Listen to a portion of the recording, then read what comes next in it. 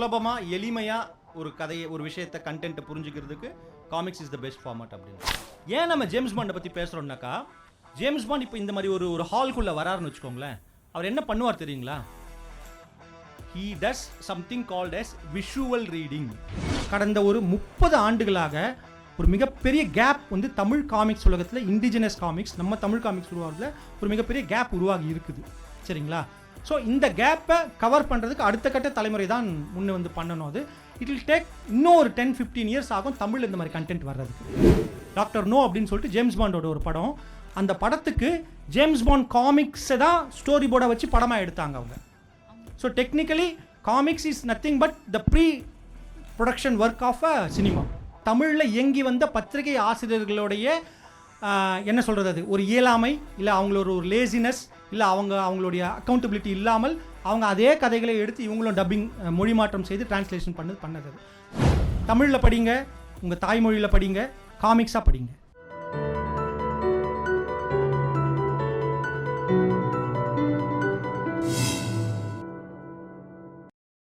மாணவர்களுக்கான கோடைக்கால பயிலரங்கின் 6வது நாளில் இருக்கிறோம். இன்றைய 3வது அமர்வில் பேச இருப்பவர் எழுத்தாளர், காமிக்ஸ் படைப்பாளர் கிங் விஸ்வா அவர்கள்.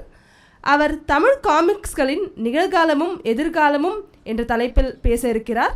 எனவே நீங்கள் அனைத்தையும் குறிப்பெடுத்துக் கொள்ளவும், அது உங்களுக்கு மிகவும் உபயோகமாகவும் இருக்கும். எத்தனை பேர் காமிக்ஸ்லாம் படிச்சிருக்கீங்க? காமிக்ஸ்னால் என்னென்னு கேள்விப்பட்டிருக்கீங்க? சும்மா ஒரு இன்ஃபார்மலாக செஷன் ஸ்டார்ட் ஆகிறதுக்கு முன்னாடி 1 2 3 4 5 6 7 8 கடைசியில் ஒருத்தர் 9. வாழ்க்கையில் முன்னேறலாமே. இது ஒரு இன்ட்ராக்டிவ் செஷனாக இருக்க போகுது. நான் உங்களுக்கு ஒரு ஒரு ஒரு மிஸ்ட்ரி, ஒரு க்ரைம் வந்து முன்னாடி ப்ரெசென்ட் பண்ண போகிறேன். அதை நீங்கள் தான் டிடெக்டிவாக மாறி கண்டுபிடிக்க போகிறீங்க. அதனால தான் முன்னாடி வர சொன்னேன். ஸோ தட் ஸ்க்ரீனில் இருக்கிற விஷயங்களை நீங்கள் பார்த்து கண்டுபிடிச்சி இன்ட்ராக்டிவாக பார்ட்டிசிபேட் பண்ணணும் அப்படின்றதுக்காக தான். யாராவது ஒருத்தர் சொல்லுங்களேன், நீங்கள் கை தூக்கி இருந்தீங்க இல்லையா, என்ன காமிக்ஸ் படிச்சிருக்கீங்க நீங்கள்?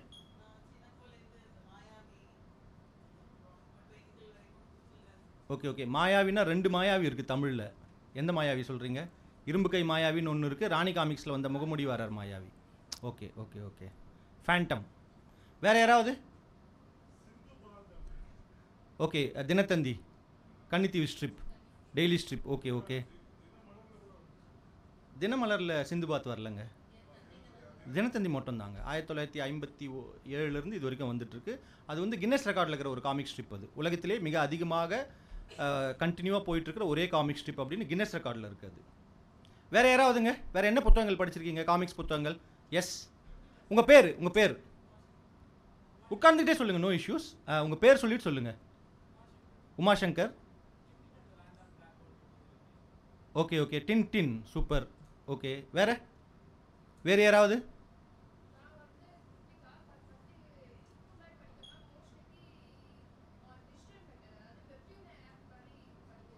ஓகே.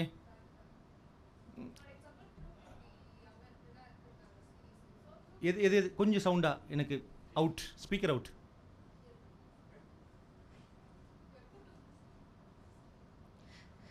சார், மற்றவங்க மாதிரி இல்லை. இப்போ வந்துட்டு நீங்கள் ஓரளவு கேள்விப்பட்டிருப்பீங்க, ட்ரூ பியூட்டி வெப்டியூன்லேருந்து எடுத்தாங்க. ஸோ அதை வந்துட்டு நான் அந்த காமிக் வெர்ஷன்லேயே நான் படிச்சிருக்கேன்றனால, அதே மாதிரி நான் நிறையா இது ஆன்லைனில் தான் நான் வந்து மோஸ்ட்லிக்கு இங்கிலீஷில் படிக்கிறேன். 9 வருஷமாக ஆன்லைனில் தான் படிச்சுட்டு இருக்கேன், ஃபிசிக்கல் புக் படிக்கிறது இல்லை.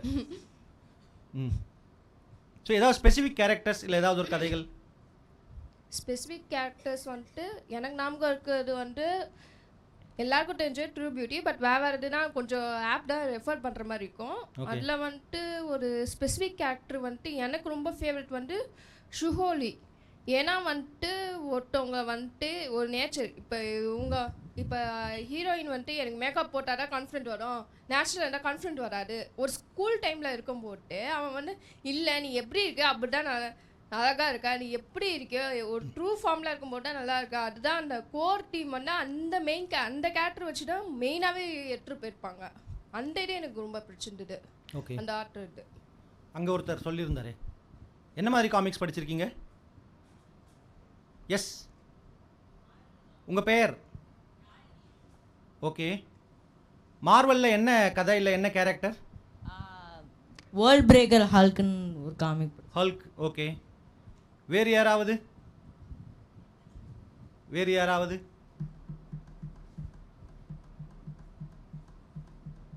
நிறைய பேர் படிச்சிருப்பீங்கன்னு எதிர்பார்த்தேன். நிறைய பேர் கை தூக்குனீங்களே.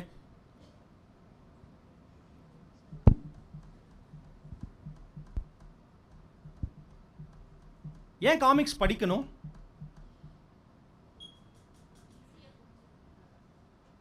Simplest answer yes. சுலபமாக எளிமையாக ஒரு கதையை ஒரு விஷயத்தை கண்டென்ட்டை புரிஞ்சுக்கிறதுக்கு comics is the best format அப்படின்றாங்க. ஸ்டார்ட் பண்ணலாமா? இன்னும் வரணுமா மக்கள்? வந்து கொண்டே இருக்கிறார்கள். யாராவது ஒருத்தர் போய் அங்கே இருக்கிறவங்க எல்லாம் கூப்பிட முடியுமா ப்ளீஸ் எனக்காக? அங்கே இருக்கிறவங்க எல்லாம் கூப்பிட்டு வர முடியுமா? ஏன்னா ஆரம்பத்திலே ஒரு படம் போட்டு தான் ஸ்டார்ட் பண்ணுறோம். பை த வே எங்கே அவங்க செந்தமிழ் பாரதி?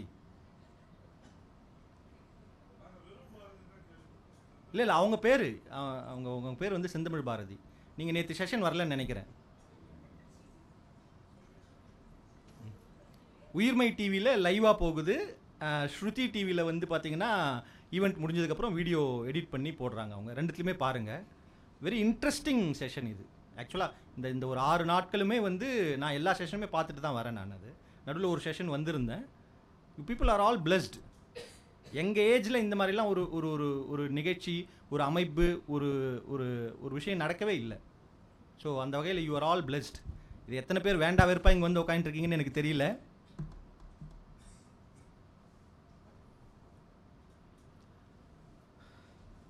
அந்த நெட்ஃப்ளிக்ஸ் வீடியோ போடுங்களேன், மக்கள் வர்ற வரைக்கும் அதை பார்க்கலாம். ஃபர்ஸ்ட் இது ஒரு ட்ரெய்லர், ஒரு நெட்ஃப்ளிக்ஸில் ஒரு கண்டென்ட்டோடைய ட்ரெய்லர் இது பாருங்க. No sé, escuché envido. Real envido, dije. Falta envido, carajo. Me salvó la campana. escuchar igual, Me salvó la campana. Ahora cállense, cállense. ¿Qué? Escuchen. Allá dura el aire, ¿no? Nieve en verano. Está helado. Está cayendo una mierda tóxica del cielo que te toca y te mata. Vamos, carajo. Mi hija está en algún lado. Y yo no voy a parar hasta encontrarla. Vos deja pasar, por favor. Primero mostrar la máscara. Y con eso te vas a defender. No se trata solo de sobrevivir, sino de recuperar los probados. Tarde o temprano la ayuda va a llegar. Si lo que llega no es ayuda. ¿Qué mierda está pasando con el mundo?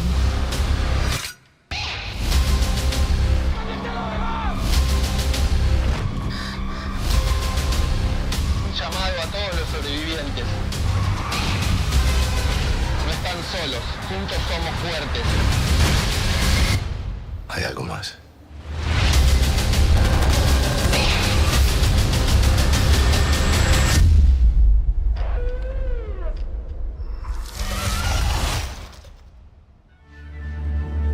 இன்னும் ஒரு தடவை மட்டும்.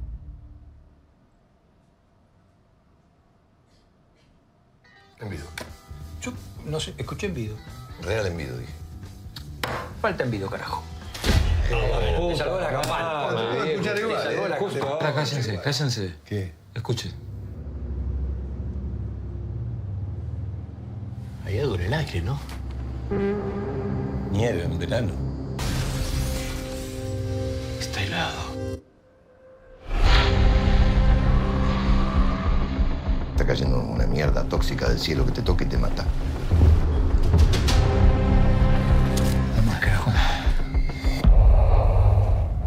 Mi hija está en algún lado. Y yo no voy a parar hasta encontrarla. Vos deja pasar, por favor. Primero mostrar la máscara. Y con eso te vas a defender. No se trata solo de sobrevivir, sino de recuperar los probados. Tarde o temprano la ayuda va a llegar. Si lo que llega no es ayuda. ¿Qué mierda está pasando con el mundo?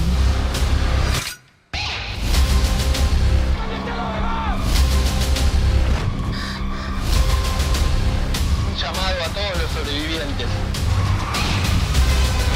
No están solos, juntos somos fuertes. Hay algo más.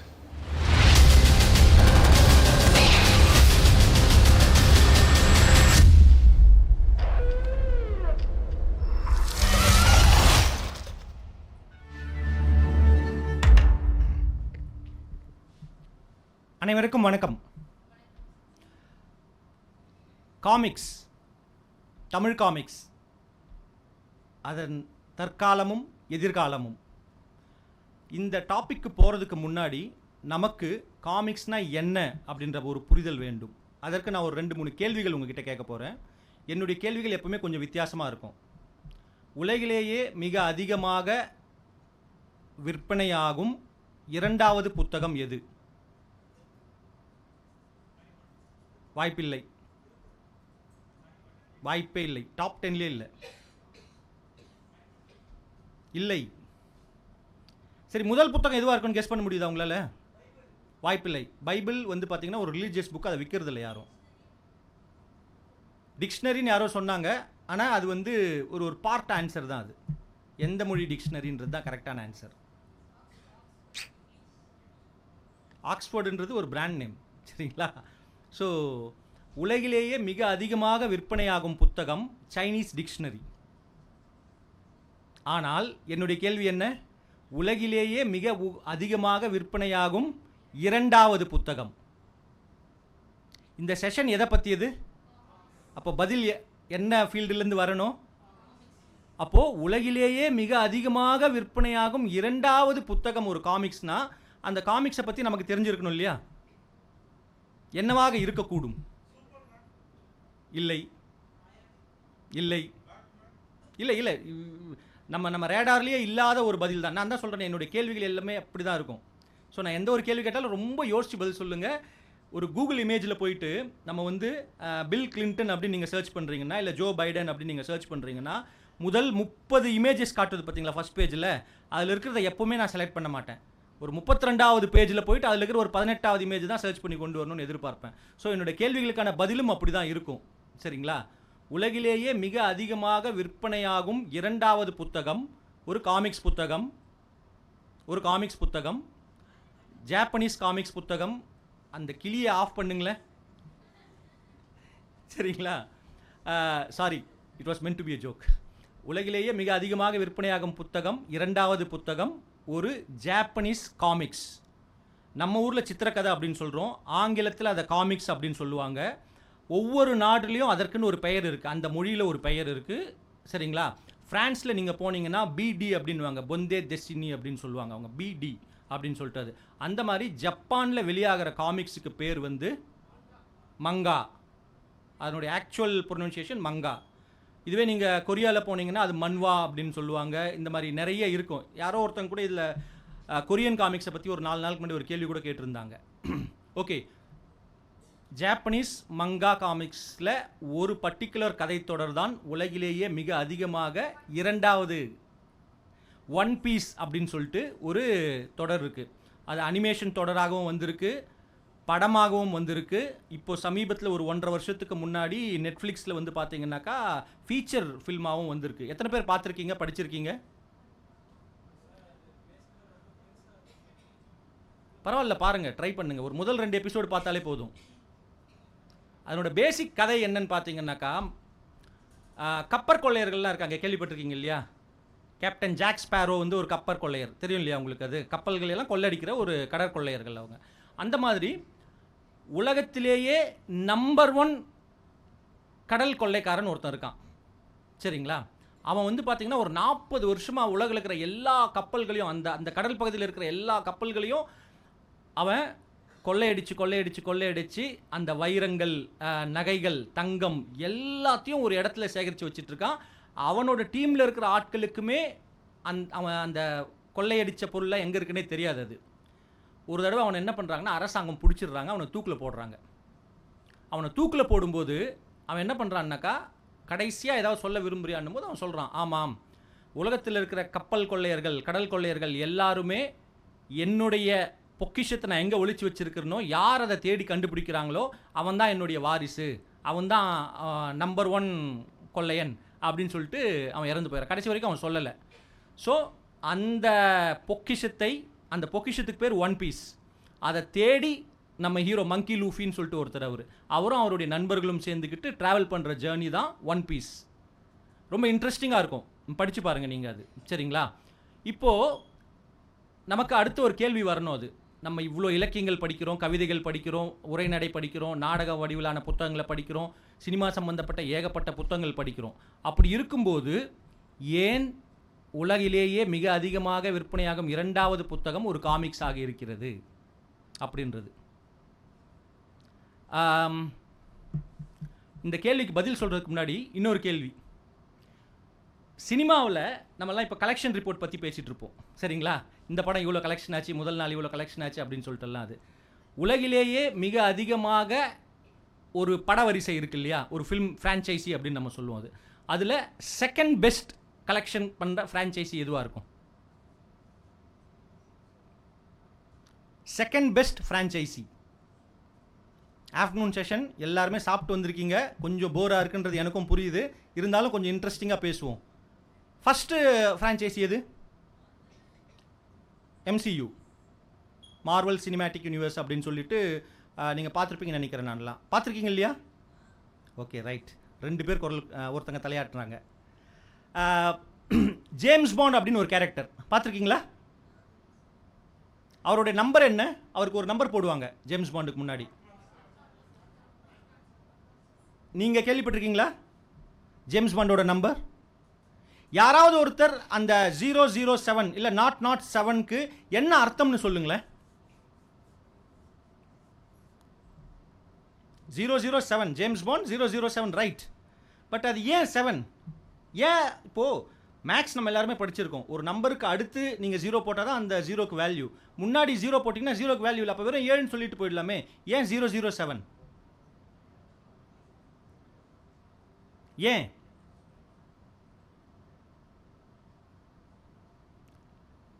James bond வந்து British உளவுத்துறையில் MI6 அப்படின்ற ஒரு பிரிவில் இருக்கார். Military intelligence 6 அப்படின்ற பிரிவு அது. அந்த பிரிவில் இருக்கிறவங்களுக்கு எல்லாருக்குமே என்ன பண்ணுவாங்கன்னாக்கா, அவங்க ஒரு நம்பர்ஸ் கொடுக்குறாங்க. இப்போ அதில் 02 இல்லை 01 அப்படின்னு சொல்லிட்டு ஒரு கோடு கொடுத்தாங்கன்னாக்கா, அந்த 0 இண்டிகேட்ஸ் லைசன்ஸ் டு ஷூட். யாரை வேண்டுமானாலும் நாட்டின் பாதுகாப்பிற்காக யாரை வேண்டுமானாலும் சுடலாம். அதுதான் 0. ஸோ 01 அப்படின்னா அந்த யாரை வேண்டுமானாலும் சுடலாம் என்கிற அந்தஸ்து பெற்ற ஏஜென்ட்டுகளில் அவர் நம்பர் 1ல் இருக்கார், நம்பர் 2ல் இருக்கார் அப்படின்ற மாதிரி. அந்த 1, 2ன்றது வந்து ஹைரார்கி பொசிஷன் கிடையாது, அவங்களோட ஜஸ்ட் ஒரு நம்பர், நம்ம ரோல் கால் நம்பர் இருக்கிற மாதிரி ஒரு நம்பர் அது. அப்போது யாரை வேண்டுமானாலும் நாட்டின் பாதுகாப்பிற்காக சுடலாம் அப்படின்றதுக்கு 0 அப்படின்னா 2 0 எதுக்கு? License to kill. யாரை வேண்டுமானாலும் நாட்டின் பாதுகாப்பிற்காக சுட்டு கொல்லலாம். அதனால தான் ஜேம்ஸ் பாண்டுக்கு வந்து 00 அப்படின்னு சொல்லிட்டு அது ஒரு அந்தஸ்து. அது he has got the license to kill. ஏன் நம்ம ஜேம்ஸ் பாண்டை பற்றி பேசுகிறோம்னாக்கா, ஜேம்ஸ் பாண்ட் இப்போ இந்த மாதிரி ஒரு ஹால்குள்ளே வராருன்னு வச்சுக்கோங்களேன். அவர் என்ன பண்ணுவார் தெரியுங்களா? he does something called as visual reading. Visual ரீடிங்னா என்ன? சவுண்டாக சொன்னீங்கன்னா எனக்கு கேட்கும், நான் ஏற்கனவே சொல்லியிருக்கேன்.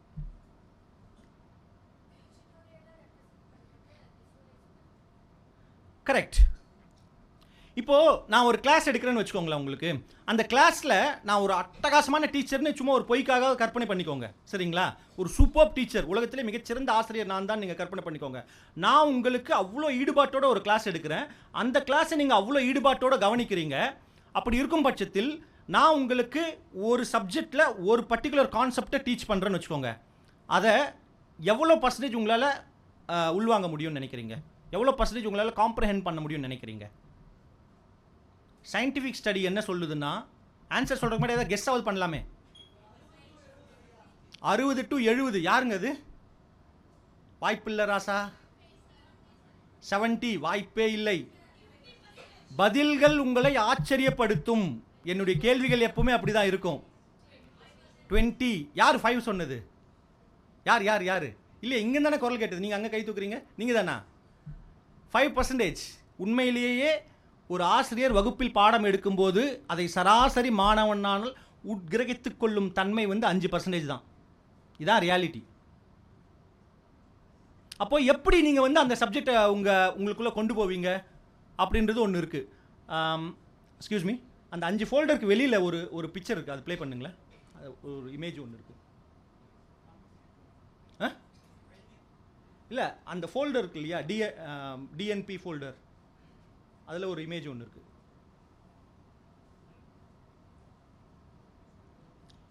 இது எல்லாமே வந்து நம்மளுடைய டாபிக்கு போகிறதுக்கு முன்னாடி நீங்கள் தெரிஞ்சிக்க வேண்டிய ஒரு விஷயங்கள். 5% இஸ் லெக்சர். நான் ஒரு சப்ஜெக்டை உங்களுக்கு டீச் பண்ணும்போது உங்களுக்கு 5% தான் போகும். நான் டீச் பண்ணுறதை நீங்கள் படித்து பார்க்கும்போது உங்களுக்கு 10%. அதை நீங்கள் ஒரு ஆடியோ விஷுவலாக, ஒரு வீடியோ கண்டென்ட்டாவோ இல்லை ஒரு ஆடியோ விஷுவல் கண்டென்ட்டாவோ நீங்கள் பார்க்கும்போது 20%. அதை யாராவது ஒருத்தர் உங்களுக்கு டெமான்ஸ்ட்ரேட் பண்ணி செய்முறை விளக்கத்தோடு சொன்னால் 30%. அதை நீங்கள் உட்கார்ந்து டிஸ்கஸ் பண்ணும்போது 50%. ப்ராக்டிஸ், அடுத்தவங்களுக்கு நீங்கள் அதை சொல்லி கொடுக்கும்போது தான் அட்லீஸ்ட் உங்களுக்கு ஒரு 90% வந்து படும் மனதில். இப்போது இதில் இந்த ஆக்டிவ் பேசிவ்னு ஒன்று போட்டிருக்கேன், அது பக்கத்தில் வந்து பாருங்கள் விஷுவல் அப்படின்னு நான் ஒன்று போட்டிருக்கேன். சரிங்களா? இதை மைண்டில் வச்சுக்கோங்க, இது ரொம்ப முக்கியமான ஒரு விஷயம். என்னதான் பிரில்லியண்ட்டான ஒரு ஸ்டூடெண்ட்டாக இருந்தாலும், எக்ஸப்ஷனல் ஸ்டூடெண்ட்டாக இருந்தாலும், ஒருத்தர் கிளாஸ் எடுக்கும்போது அவங்களுக்கு அவ்வளோ பர்சன்டேஜ் தான் அவங்களால காம்ப்ரஹெண்டே பண்ண முடியும். சரிங்களா? இப்போது வெளியில் வந்துடலாங்க, இதுலேருந்து வெளில வந்துடலாம். ரைட். ஸோ காமிக்ஸ் அப்படின்னா என்ன அப்படின்றதுனா, ஒரு விஷயத்தை, ஒரு சப்ஜெக்டை பிக்சர்ஸ் மூலமாக சொல்கிறது தான் காமிக்ஸ். Sequential art. சீக்வென்ஷியல்னா என்ன? தொடர்ச்சியான எண்கள் 1 2 3 4 5 6 அப்படின்னு இருக்கு இல்லையா, அதுதான். இப்போது நான் வந்து அந்த டோரை திறந்துக்கிட்டு இந்த ஹால்குள்ளே நடந்து வந்து இந்த படிக்கட்டு ஏறி இங்கே வரேன் இல்லையா.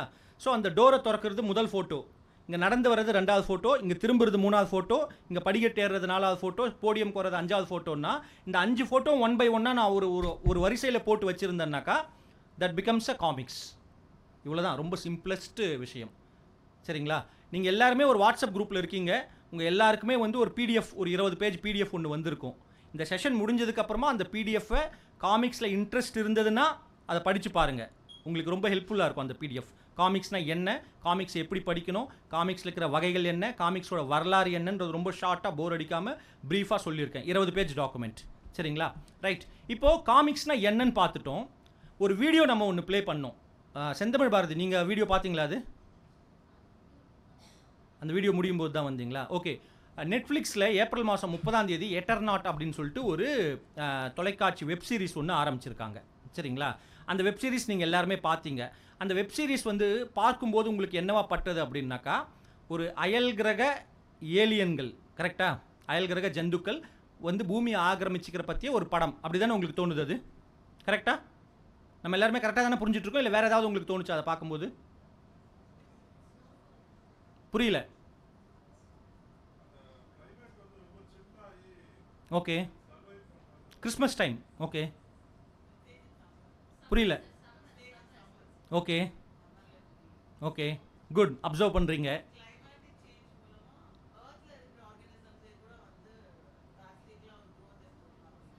ரைட்.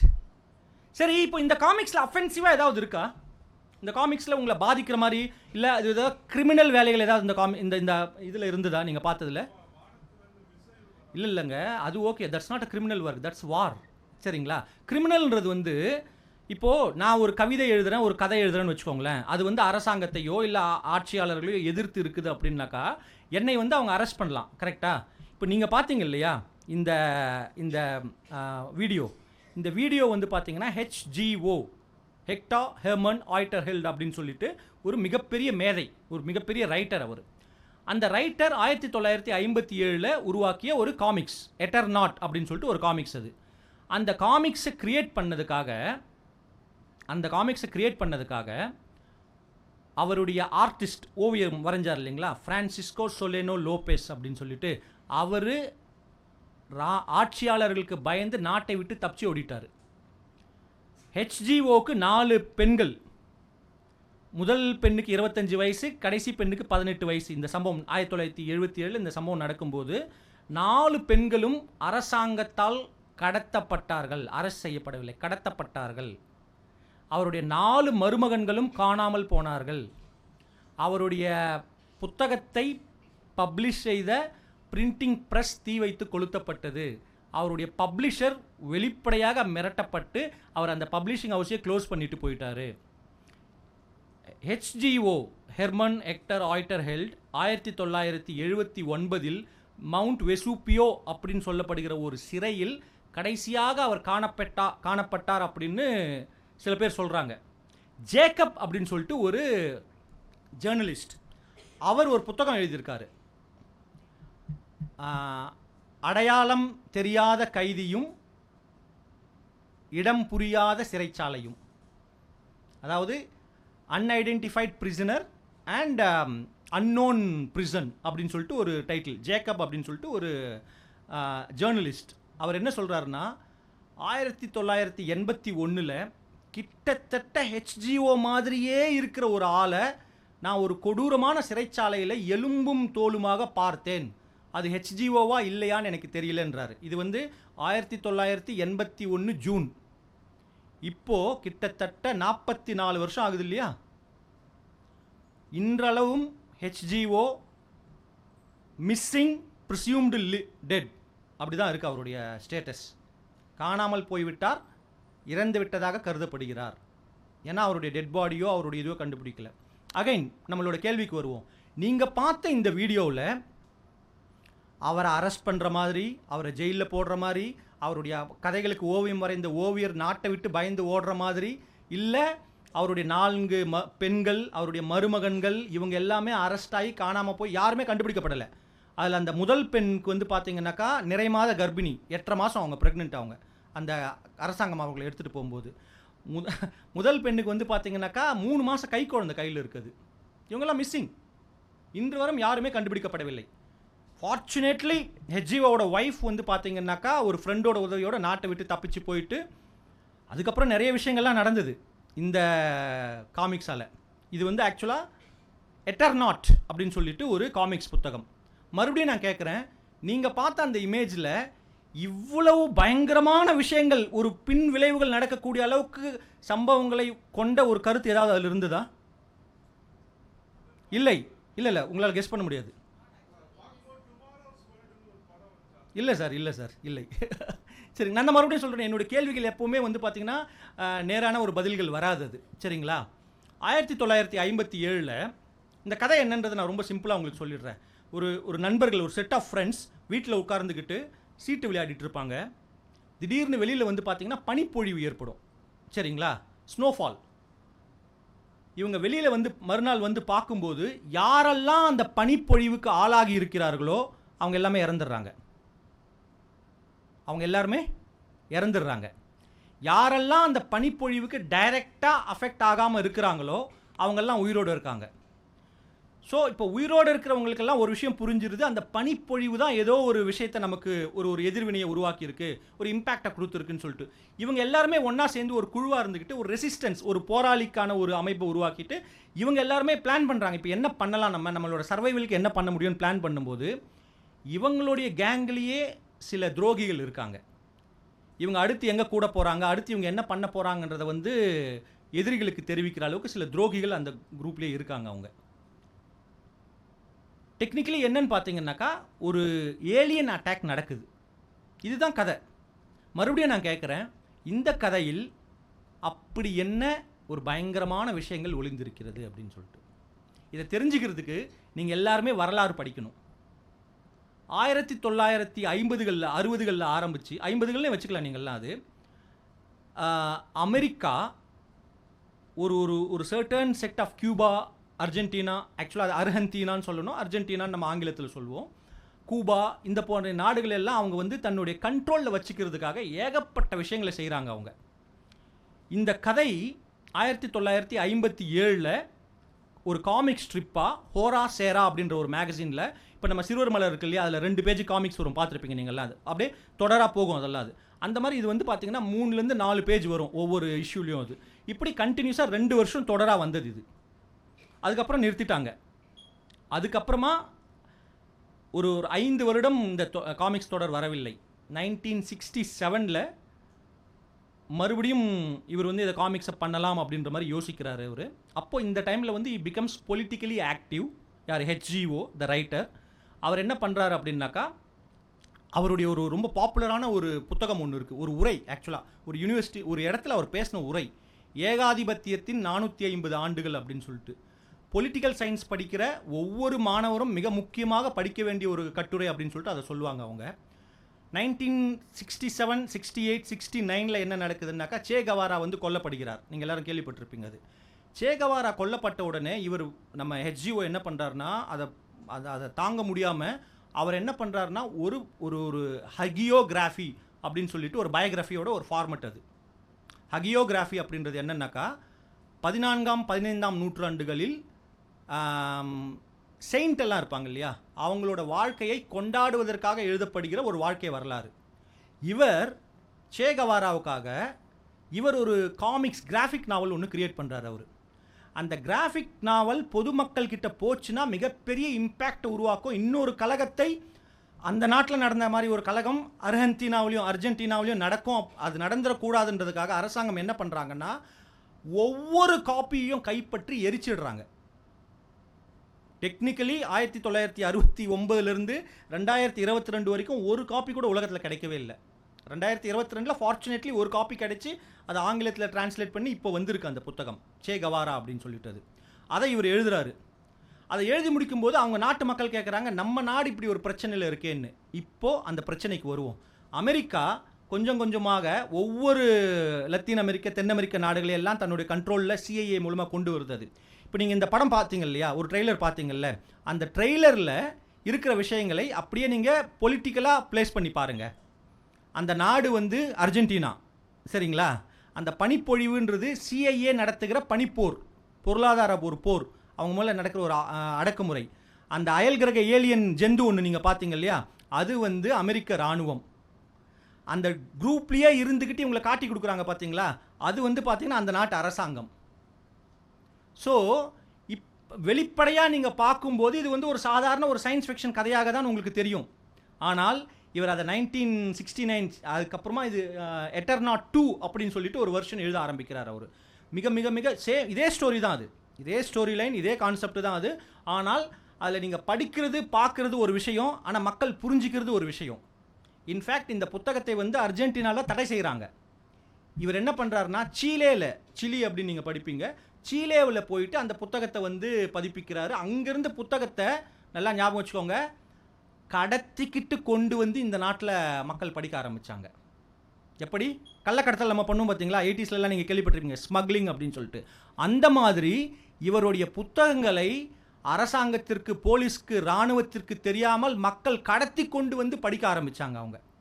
அப்படிப்பட்ட ஒரு கண்டென்ட். ஸோ இனிமேல் யாராவது உங்ககிட்ட காமிக்ஸ்னால் அது சின்ன பசங்க படிக்கிறது, அது குழந்தைகளுக்கானது அப்படின்னு சொன்னீங்கன்னாக்கா, தயவு செஞ்சு அந்த கான்செப்டை அப்படியே புறம் தள்ளி வச்சுடுங்க. அது இன்னொன்று நான் சொல்கிறேன், இது நம்ம ஊரில் இருக்கிற ஒரு கான்டெக்ஸ்ட், தமிழ்நாட்டில் சென்னையில் நடந்த ஒரு கான்டெக்ஸ்ட் சொல்கிறேன் நான். அது ஒரு கார்ட்டூன், ஒரு இல்லாட்டி ஒரு காமிக் ஸ்ட்ரிப்னு வச்சுக்கோங்க, 6 கட்டங்கள்.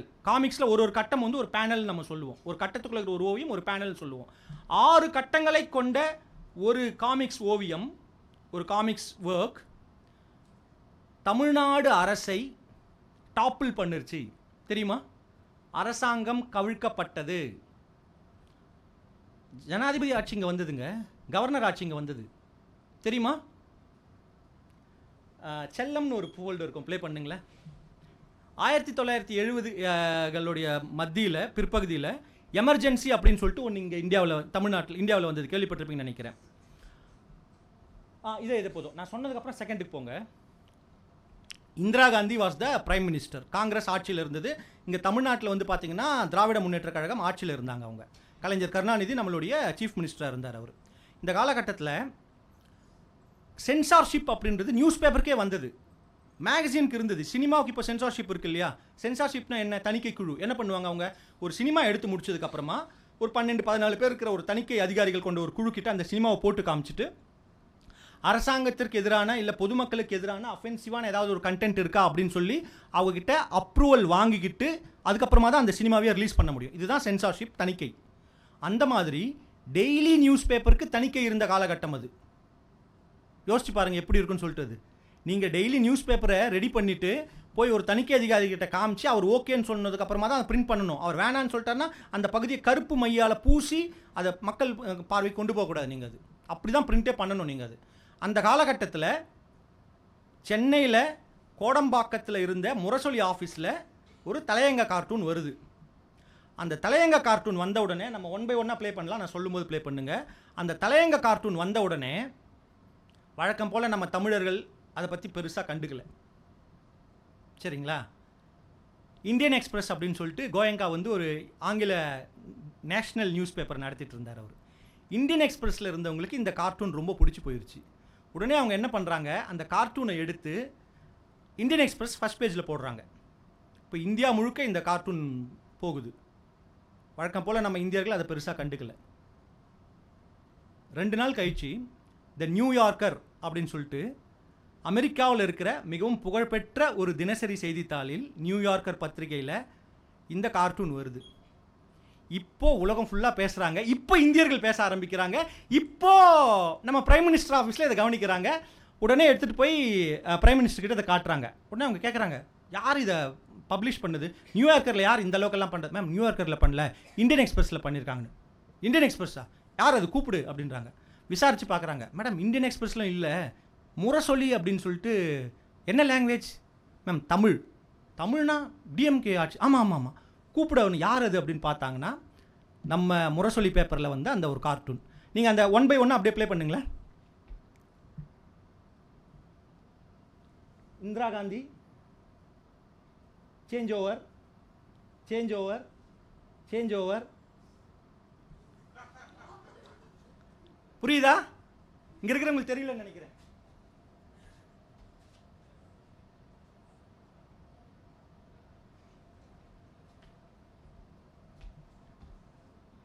ஒரு ஓவியம், ஒரு காமிக்ஸ், ஒரு கார்ட்டூன் செய்யக்கூடிய வேலை, அதனோட இம்பேக்ட். இது நெகட்டிவ் இம்பேக்டாக நான் சொல்லலை.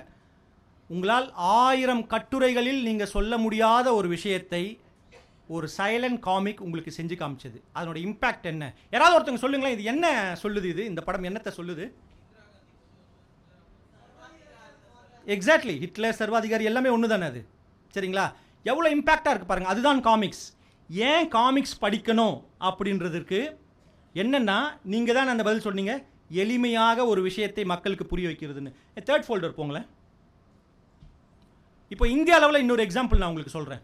3rd ஃபோல்டர் முன்னூன்னு இருக்கும்.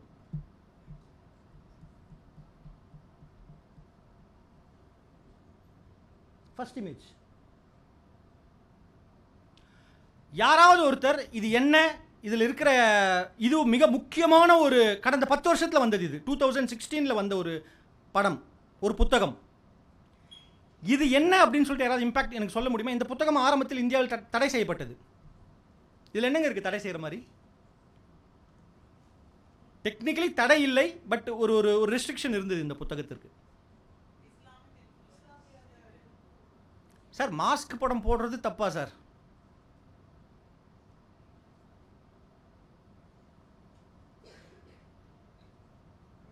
இல்லை எதுவுமே தப்பு இல்லைல்ல?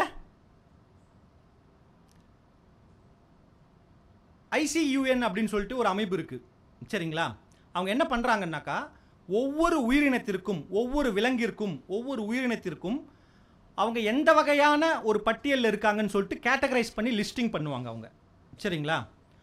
ஃபார் எக்ஸாம்பிள், இப்போது இந்தியாவில் வந்து புலி அப்படின்னு நீங்கள் பார்த்தீங்கன்னாக்கா, புலி ஒரு என்டேஞ்சர்ட் ஸ்பீசிஸ், அதாவது அரிய வகை, அழிந்து வரும் அரிய வகை உயிரினமான பட்டியலில் வைக்கப்பட போகுது வெரி சூன். சரிங்களா? அந்த மாதிரி அவங்க ஒரு பட்டியல் வச்சுருக்காங்க. இப்போது நாய்கள் அப்படின்னு பார்த்தீங்கன்னாக்கா மிக மிக மிக பரவலாக இருக்கிற உயிரினம், அதனால் அது எந்த வகையான ஆபத்தும் இல்லை. சரிங்களா? இப்படி அவங்க கேட்டகரைஸ் பண்ணிக்கிட்டே வரும்போது அதில் ரெட்டில் லாஸ்ட்டில் ஐசியூஎன் லிஸ்டிங்கில் லாஸ்ட்டில் வந்து ஒரு செக்மெண்ட் இருக்கும். என்டேஞ்சர்ட் ஸ்பீசிஸ் அப்படின்னு சொல்லிட்டு அழிந்து வரும் அரிய வகை உயிரினம். அந்த உயிரினத்தில் இந்த அனிமல் இருக்குது. இது ஒரு மான். சரிங்களா? இப்போ நான் மறுபடியும் கேட்குறேன், அழிந்து வரும் அரிய வகை உயிரினமான ஒரு மானுடைய ஃபோட்டோவை அட்டையில் வைத்தால் அவ்வளோ பெரிய பாதிப்பு உருவாகுமா? இல்லைல்ல? அட்டை. Next image please.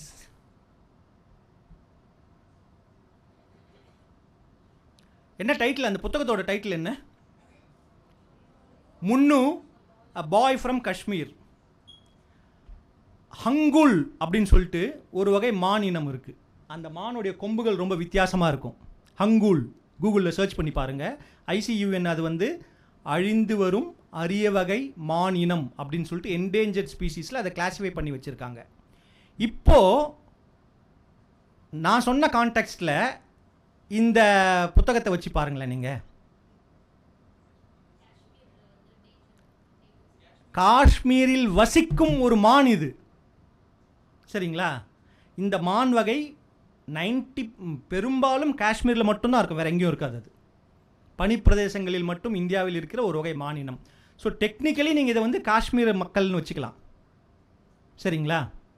அவர் 160 பக்கம் அந்த கிராஃபிக் நாவல் 2016 இந்தியாவில் வராமல் லண்டனில் பப்ளிஷ் ஆகி, நான் அதை ஃபஸ்ட்டு காப்பி லண்டனில் தான் வாங்கினேன். நான் அது லண்டன்லேருந்து வர வச்சு வாங்கினேன். லண்டனில் பப்ளிஷ் ஆகி அதுக்கப்புறம் 9 மாதம் கழித்து தான் இந்தியாவுக்கு வந்தது இந்த புத்தகம். சரிங்களா? முன்னு அ பாய் ஃப்ரம் காஷ்மீர் அப்படின்னு சொல்கிற இந்த புத்தகம் 160 பக்கங்களில் போலீஸ்காரங்க இருப்பாங்க, ஆர்மி மக்கள், பொதுமக்கள் எல்லாருமே இருப்பாங்க, அரசியல்வாதிகள் எல்லாருமே இருப்பாங்க. அவங்க எல்லாமே மனிதர்களாக இருப்பாங்க. காஷ்மீர் மக்கள் மட்டுமே மான்களாக வரையப்பட்டிருப்பாங்க அந்த புத்தகத்தில். ஃபார் எக்ஸாம்பிள், இப்போ ஒரு ஆர்மி கேப்டன் வந்து காஷ்மீர் இருக்கிற 2 பேர் கூட பேசிகிட்டு இருக்காருனாக்கா, அந்த ஆர்மி கேப்டன் வந்து ஆர்மி கேப்டன் மாதிரி மனுஷனாக தான் வரையப்பட்டிருப்பார். ஆனால் அந்த காஷ்மீர்காரங்க இருக்காங்கல்ல, அவங்கள மட்டும் இந்த மானாக வரைஞ்சிருப்பார் அவர். ஸோ நீங்கள் அதை படித்து 160 பக்கம், அதில் ஒரு 3-4 கட்டங்களில் நீங்கள் அழுதுருவீங்க அதை படிச்சிங்கன்னாக்கா. அப்படிப்பட்ட ஒரு புத்தகம். ஆனால் அந்த புத்தகத்தோடைய அட்டையில், வெறும் அட்டையில் மட்டுமே அந்த அந்த துயரத்தை நமக்கு கடத்திட்டார் அவர். ஸோ நான் சொல்ல வருவது என்னவென்றால், ரொம்ப சிம்பிளான விஷயம். இப்போ தான் நான் படிக்க ஆரம்பிச்சிருக்கேன், இப்போ தான் நான் லிட்ரேச்சருக்குள்ளே போகிறேன், எனக்கு படிக்கிறது கஷ்டமாக இருக்குது, சில விஷயங்களை புரிஞ்சுக்கிறது கஷ்டமாக இருக்குன்னும் போது நீங்கள் ஆரம்பிக்க வேண்டிய இடம் காமிக்ஸ். ஸோ அதனால்தான் காமிக்ஸ் படியுங்க அப்படின்னு சொல்லி இந்த செஷனை ஆரம்பிக்கலாம். சரிங்களா? இப்போ சொல்லுங்கள், நம்ம காமிக்ஸ் படிக்கணுமா? படிக்கணும். ஏன்னா நான் கிளாஸ் எடுக்கிறேன், அதனால் நீங்கள் சொல்லி தான் ஆகணும், வேறு வழி இல்லை. சரிங்களா? அடுத்த இமேஜ் போகலாங்களா?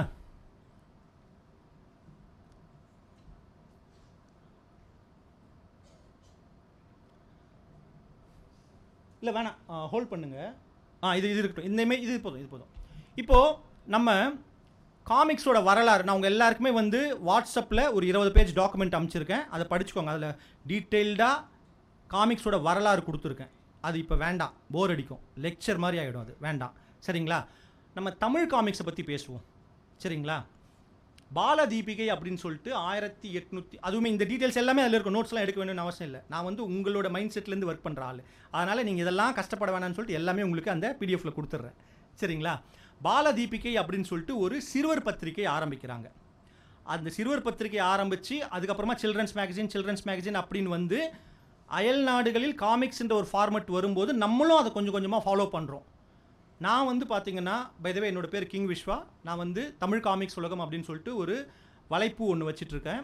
நான் வந்து ஒரு 1500க்கும் மேற்பட்ட ஒரு கட்டுரைகளை எழுதியிருக்கேன். இந்த கட்டுரைகளில் பெரும்பாலான கட்டுரைகள் காமிக்ஸ் அண்ட் சில்ட்ரன்ஸ் லிட்ரேச்சரை பற்றி தான் இருக்கும். சரிங்களா? எனக்கு இந்த போலியான தன்னடக்கம் கிடையாது. So I am an authority in comics and children's literature. I am a historian, I am a documentarian. சரிங்களா? இப்போது நான் என்ன சொல்கிறேன்னாக்கா, தமிழில் காமிக்ஸ் அப்படின்ற ஒரு மரபு, நான் ஒரு டீட்டெயில்டான ஒரு 20 வருஷமாக ஒரு ஆராய்ச்சி பண்ணிகிட்ருக்கேன். தமிழ் காமிக்ஸின் தோற்றமும் வரலாறும் அப்படின்னு சொல்லிட்டு. என் கையில் 1937 வந்த ஒரு ஃபுல் பேஜ் காமிக்ஸ் இருக்குது. ஆனால் அதுதான் தமிழோட முதல் காமிக்ஸான்னு என்னால் கன்ஃபார்ம்டாக சொல்ல முடியல. சரிங்களா? இது ஒரு மற்ற நார்மலான ஒரு ஒர்க்காக இருந்ததுன்னா இதான் தமிழோட முதல் காமிக்ஸ்னு சொல்லிட்டு போயிட்டே இருக்கலாம். But because it's a research work still ongoing அப்படின்ற மாதிரி தான் போயிட்டுருக்கு அந்த ஒர்க். அது அப்போது நம்மக்கிட்ட கிட்டத்தட்ட கிட்டத்தட்ட ஒரு 88 வருஷங்களாக நம்மக்கிட்ட அந்த ஒரு மரபு இருந்துட்டு வருது. அது நீங்கள் எல்லாருமே வந்து ஒரு சிலரை தவிர்த்து பெரும்பாலானவர்கள் எல்லாமே உங்களோட ஏர்லி 20s தான் இருக்கீங்க, கரெக்டாக? இல்லை 20s இந்த பக்கமும் அப்படி இருக்கீங்க நீங்கள் எல்லாருமே. உங்களுக்கு வரலாறு அப்படின்றது தெரிஞ்சுக்கணும். தயவு செஞ்சு வரலாறை படிங்க. If you want to achieve something in your life, வாழ்க்கையில் நீங்கள் ஏதேனும் சாதிக்க விரும்பினால் தயவு செய்து வரலாறை படியுங்கள். வரலாறு தெரிந்தவர்களால் தான் வரலாறு படைக்க முடியும். நமக்கு முன்னாடி என்ன இருக்கிறது, என்ன நடந்திருக்குது அப்படின்னு தெரியாமல் பிளைண்டாக நீங்கள் போயிட்டு ஒரு விஷயத்தை சாதிச்சிடவே முடியாது. ஸோ வரலாறு ரொம்ப முக்கியம். நம்மளுடைய தமிழில் காமிக்ஸ் அப்படின்றது வந்து பார்த்திங்கன்னாக்கா 1940கள் 50களில் கொஞ்சமாக மேலே வருது. ஒரு 3 லெஜெண்ட்ஸ் இருக்காங்க, மிக முக்கியமான லெஜெண்ட்ஸ் 3 பேர். முல்லை தங்கராசன் அப்படின்னு சொல்லிட்டு ஒரு லெஜெண்ட், சரிங்களா? வாண்டு மாமா அப்படின்னு சொல்லிட்டு ஒரு லெஜெண்ட். செல்லப்பன், இப்போ நீங்கள் பார்த்தீங்களா ஓவியம், அந்த இந்திரா காந்தி ஸ்டாலின் அதை வரைஞ்சவர் செல்லப்பன். இந்த 3 பேரும் தான் தமிழ் காமிக்ஸின் மும்மூர்த்திகள் அப்படின்னு நம்ம சொல்லலாம். தமிழ் காமிக்ஸ் உலகத்தின் மும்மூர்த்திகள் அப்படின்னாக்கா முல்லை தங்கராசன், வாண்டு மாமா, செல்லம் என்கிற செல்லப்பன், இந்த 3 பேரும் தான். அது இந்த 3 பேரும் ஹைப்பர் ஆக்டிவாக இருந்த பீரியட் எதுன்னு நீங்கள் பார்த்தீங்கன்னாக்கா 60ஸ்லேருந்து 80s வரைக்கும், மிட் 80s வரைக்கும். ஆர் வாண்டு மாமா அண்ட் செல்லம் 90s வரைக்கும் ஒர்க் பண்ணிட்டு இருந்தாங்க, ஏர்லி 90s வரைக்கும். அது அந்த ஒரு 20-30 வருட காலகட்டங்கள் தான் தமிழ் சினிமாவின் தமிழ் காமிக்ஸின் பொற்காலம், சரிங்களா? ஏன் அப்படின்னு பார்த்தீங்கன்னா இண்டிஜெனஸ் தமிழ் காமிக்ஸை அவங்க கிரியேட் பண்ணுறாங்க. அது என்ன இண்டிஜெனஸ் அப்படின்னாக்கா, டப்பிங் படங்கள் எடுக்காமல் நம்ம கதைகளை, நம்ம ஊர் மக்களின் கதைகளை நம்ம ஆர்டிஸ்ட்டுங்களை வச்சுக்கிட்டு நம்ம ஆளுங்களை வச்சு கதை எழுதி உருவாக்குறது தான் இண்டிஜெனஸ் காமிக்ஸ், நம்மளுடைய ஓன் கண்டென்ட், சரிங்களா?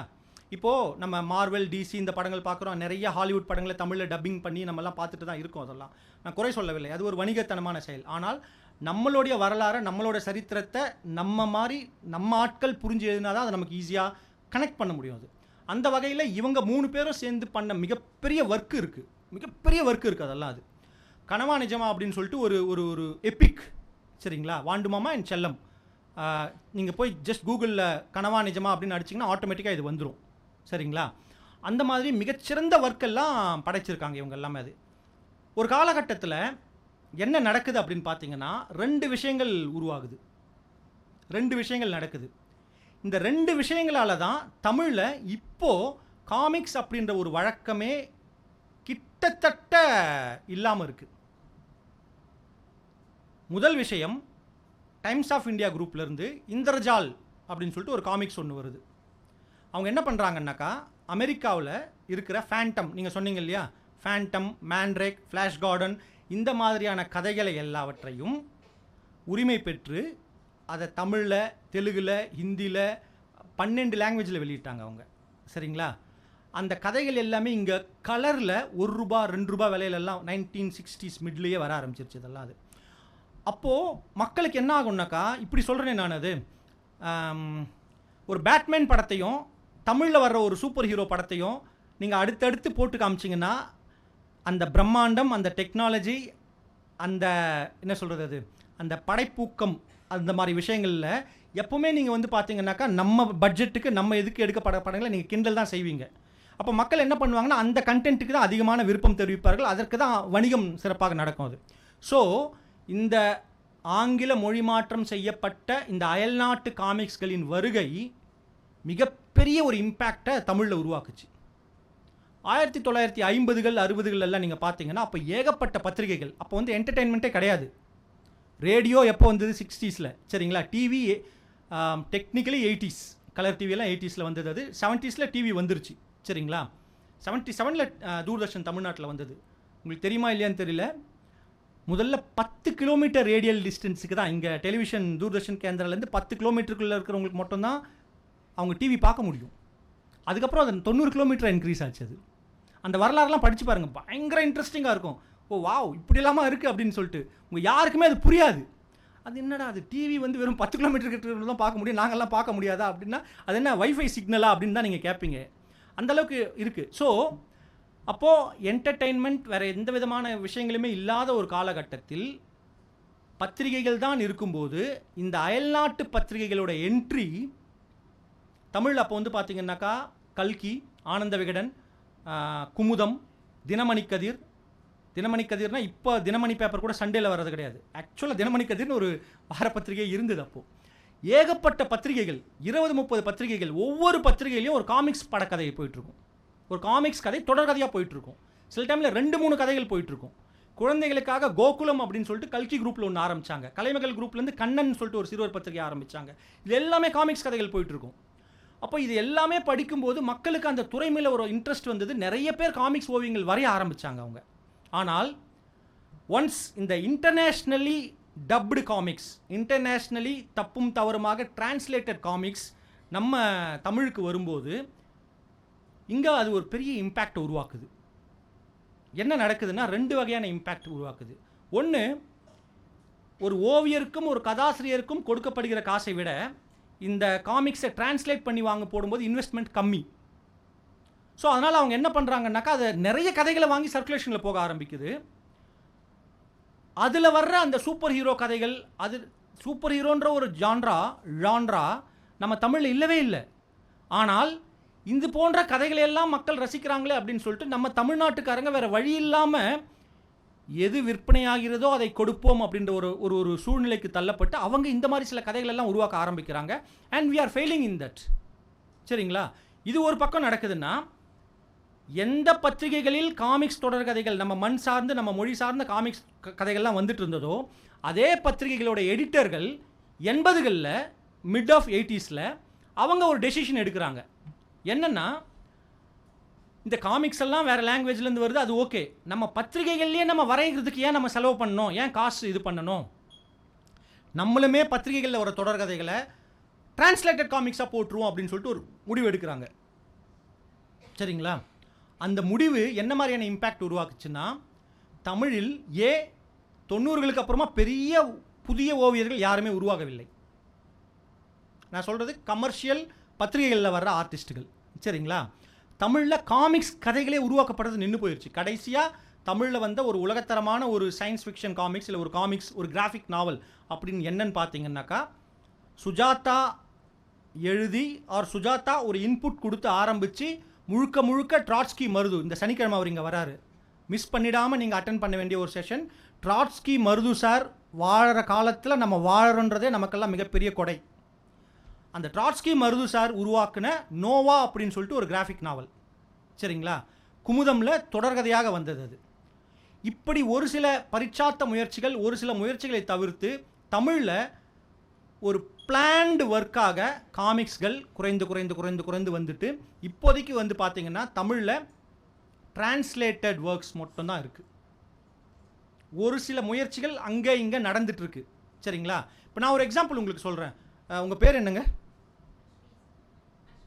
அஸ்வினி. இப்போ உங்கள் கையில் ஒரு செல்ஃபோன் கேமரா இருக்குது. நீங்கள் அதை வச்சுக்கிட்டு உங்கள் 2 ஃப்ரெண்ட்ஸுங்களை வச்சுக்கிட்டு ஒரு சிச்சுவேஷன் சொல்கிறீங்க. நீ அவனை அடிக்கிற, அவன் கீழே விழுந்துடுறான், நான் அவன் மேலே பழி போடுறேன். இது ஒரு சிச்சுவேஷன். இதை நீங்கள் ஒரு வீடியோவாக எடுக்கலாம் இல்லையா? பட் அதை ஒரு திரைப்படமாக இல்லை அது ஒரு குறும்படமாக நம்மளால் யூடியூப்லேயோ ஒரு ஓடிடி கண்டென்ட்லேயோ வெளியிட முடியுமா? வெளியிடலாம். பட் அது இப்போ நம்ம பார்த்த நெட்ஃப்ளிக்ஸ் கண்டென்ட் ஒன்று பார்த்தோம் பார்த்தீங்களா, அந்த அளவுக்கு தரமாக இருக்குமா?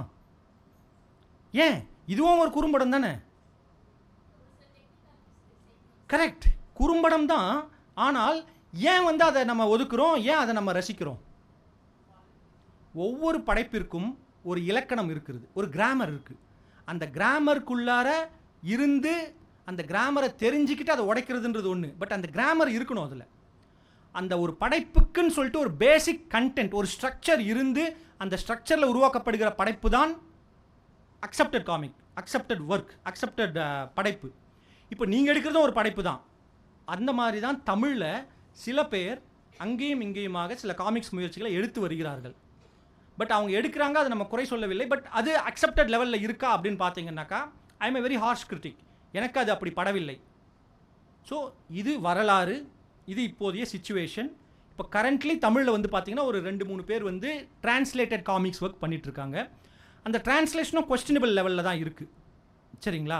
ரைட், போர் அடிச்சிருச்சு, 3 பேர் தூங்கிட்டு இருக்கீங்க, 4 பேர் கொட்டாவி விட்டீங்க, ஒருத்தர் செல்ஃபோன் பார்த்துட்ருக்காரு, அவங்க 2 பேரும் ரொம்ப தீவிரமாக பேசிகிட்டு இருக்காங்க. இப்போ நம்ம அடுத்த கண்டென்ட்டுக்கு போகலாம். இப்போ நம்ம ஒரு இன்ட்ராக்டிவ் காமிக்ஸ் படிக்க போகிறோம். சரிங்களா? மறுபடியும் லாஸ்ட்டில் இருக்கிறவங்க முன்னுக்கு வந்தீங்கன்னா உங்களுக்கு அந்த இமேஜஸ்லாம் கொஞ்சம் க்ளீனாக தெரியும். 4th folder please.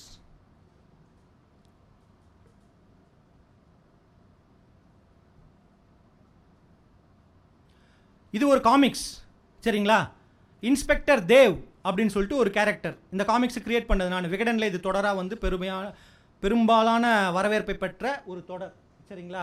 அதில் இந்த இன்ஸ்பெக்டர் தேவ் இருக்கார் இல்லையா, அவர் எங்கள் அப்பா தேவராஜ். அந்த கான்ஸ்டபிள் இருக்கார் இல்லையா, அது எங்கள் மாமா ஜிகே வேலு. இதில் இருக்க எல்லாருமே என்னோடய ஃப்ரெண்ட்ஸ் தான் ப்ராக்டிக்கலி. இந்த இன்ட்ரோடக்ஷன் வேண்டாம், நம்ம கடந்து போயிடுவோம். நெக்ஸ்ட் பேஜ் வாங்களேன். பாரதி எங்க? செந்தமிழ் பாரதி வாங்க, நீங்கள் தான் இன்றைக்கி இதை படிக்க போகிறீங்க. அவங்கக்கிட்ட ஒரு மைக் கொடுங்க. அவங்க இந்த இந்த ஸ்க்ரீனில் இருக்கிறத நீங்கள் படிங்க, அவ்வளோதான், வேறு ஒன்றும் இல்லை. அங்கேருந்தே படிக்கிறீங்களா, இங்கே வந்து படிக்கிறீங்களா? வாங்க இங்கே வாங்க, இங்கே வாங்க. பாருங்கள், உங்களுக்கு ஃபேன்ஸ் எல்லாம் உருவாகிட்டாங்க.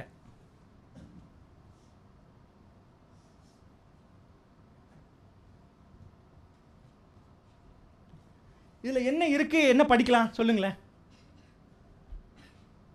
எழுத்து இருக்குது, படம் இருக்குது, நம்ம எழுத்தை படிக்கலாம்.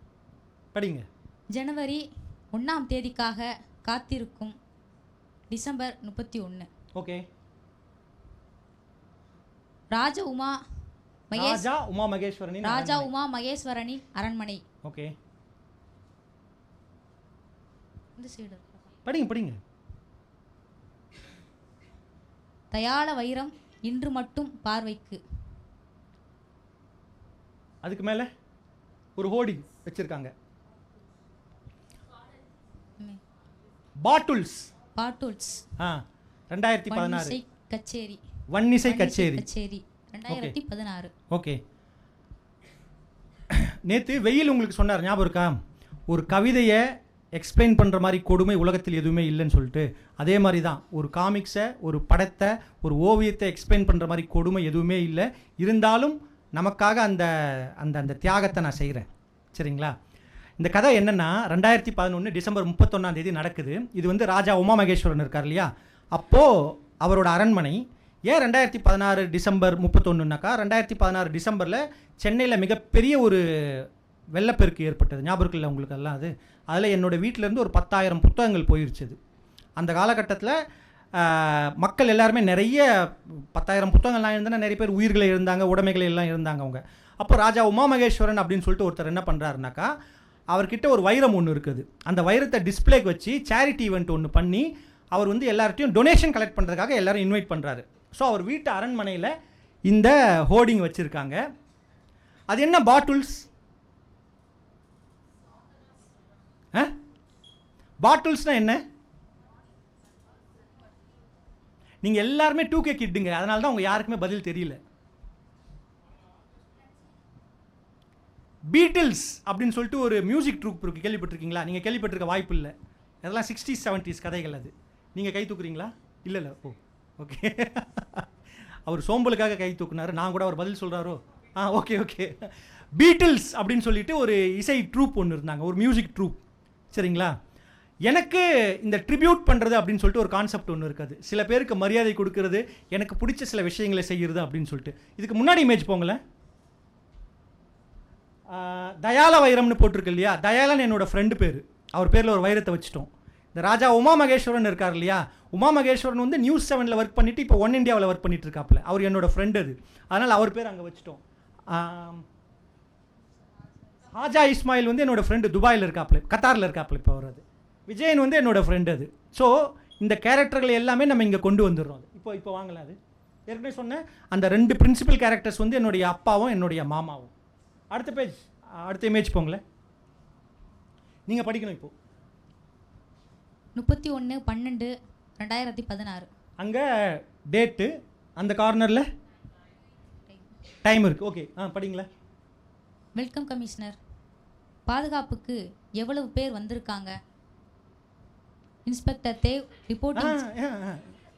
கீழே இருக்குது. ஆமாம், இது ஒரு தனி ஓவியம், இது ஒரு தனி ஓவியம், அது ஒரு தனி ஓவியம்.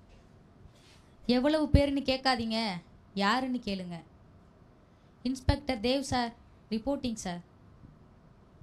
வணக்கம் கேப்டன் ஹச்ஐ.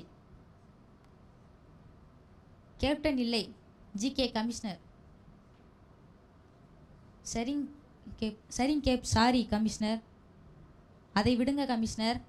செக்யூரிட்டி எல்லாம் எப்படி இருக்குன்னு சொல்லுங்க. ஓகே, இப்போது காமிக்ஸ் வந்து நம்ம என்ன சொல்லுவோம்னாக்கா ஒவ்வொரு கட்டங்களால் ஆனதுன்னு நம்ம சொல்லுவோம். சரிங்களா? கட்டம்ன்றதுக்காக அதை கட்டமாக தான் வரையணும்னு அவசியம் இல்லை, ரவுண்டாக கூட வரையலாம். சரிங்களா? ஸோ இந்த இடத்துல 3 கட்டங்கள் இருக்குது, 3 பேனல். சரிங்களா?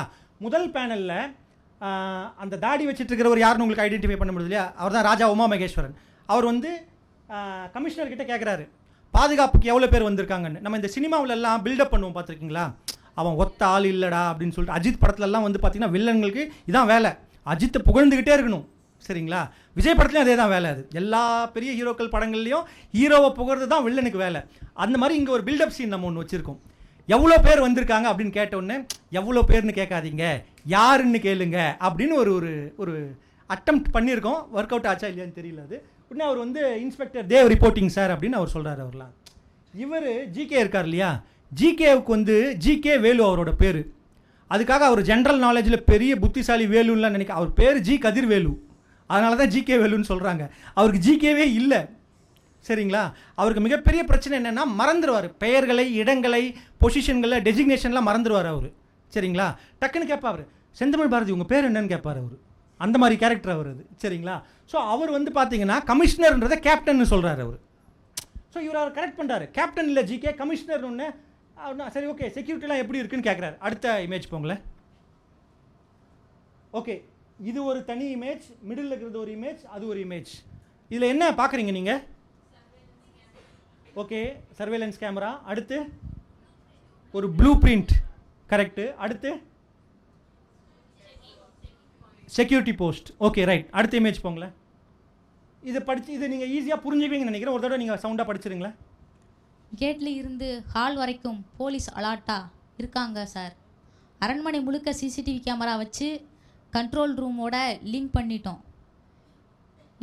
இன்விடேஷன் இல்லாமல் யாரையும் உள்ளே விட மாட்டோம் சார். யார் வந்தாலும் அவங்கள கண்ட்ரோல் ரூமில் இருந்து பார்த்து ஓகே சொன்னால் தான் உள்ளே அனுப்புவோம்.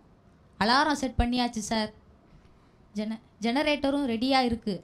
அரண்மனையோட நாலாபுறமும் இருக்குது. ரோட்டில் போலீஸ் பட ரெடியாக இருக்குது சார். Basically self explainer. புரிஞ்சிருச்சு இல்லையா? போலீஸ் அங்கே எதுவும் தப்பு நடந்துடக்கூடாதுங்க, பயங்கர கேர்ஃபுல்லாக இருக்காங்க. Next image please. Okay sir, நாங்கள் எல்லாத்துக்குமே ரெடியாக வந்திருக்கோம் சார். நீங்கள் டென்ஷன் இல்லாமல் விழாவை நடத்துங்க, நாங்கள் பார்த்துக்குறோம். ஆனால் சினிமாவில் வர்ற மாதிரி கரெக்டாக 12 மணிக்கு கரண்ட்டு கட் ஆகி வைரம் திருடு போயிருன்னு எனக்கு மட்டும் தோணுதோ இல்லை உங்களுக்குமா? ஓகே, இந்த ரெண்டு இது பேர் வந்து ஸ்பீச் பலூன் அப்படின்னு நம்ம சொல்லுவோம். ஒருத்தர் பேசுகிறத ஒரு பலூனில் போட்டிருக்கோம் இல்லையா, அது பேர் ஸ்பீச் பலூன். ஆனால் இதில் ஒரு ஆரோ மார்க் போட்டிருக்குது, அவர் யார் அதை சொல்கிறாருன்றதை குறிக்குது. அது அந்த இடத்துல என் பபுளாக போட்டிருக்கேன் நான். மைண்ட் வாய்ஸ் திங்க் பண்ணுறாரு. சரிங்களா? அவர் என்ன சொல்கிறாரு, சினிமாவில் வர்ற மாதிரி கரெக்டாக 12 மணிக்கு கரண்ட் கட் ஆகி வைரம் திருட்டு போயிடும்னு எனக்கு மட்டும்தான் தோணுதா இல்லை உங்களுக்கும் தோணுதா அப்படின்னு அவர். அடுத்த இமேஜ் ப்ளீஸ். இது நீங்கள் கொஞ்சம் என்லார்ஜ் பண்ணி ஒன்றுன்னா ப்ளே பண்ணிங்கன்னா ரொம்ப அழகாக ரசிக்கலாம். நீங்கள்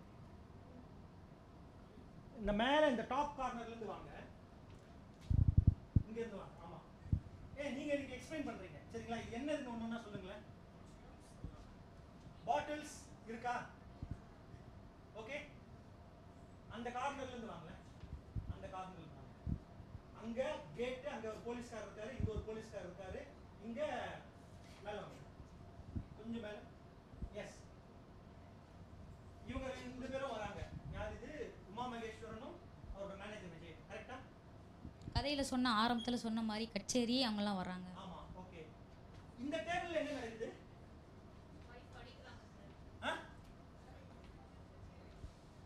அவரு அந்த மியூசிக் இன்ஸ்ட்ருமெண்ட் உட்கார்ந்துருக்காரு. ஸோ அவரால் அந்த சவுண்டு தாக்க முடியல. அந்த டிஸ்டர்பன்ஸ் தெரியுதா உங்களுக்கு?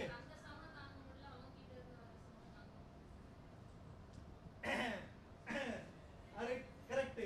அடுத்து அப்படியே வாங்க, கொஞ்சம் கொஞ்சமா அப்படியே ஒரு ஒரு டேபிளா ஃபோக்கஸ் பண்ணுங்களேன். மேல வாங்க, இந்த டேபிளுக்கு வாங்க. இங்க என்ன நடக்குது? ஆமா, அவங்க அந்த சிங்கரை பார்த்து அப்படியே ரொமான்ஸ் பண்றாங்க. அவங்க லவரோ ஹஸ்பண்டோ ஏய் போகாத போகாதன்னு கையை பிடிச்சி இருக்கிறாங்க. கரெக்டா? அடுத்து கீழே இந்த டேபிளுக்கு வாங்க. நம்மள மாதிரி யாரோ 2 பேர் இருக்காங்க.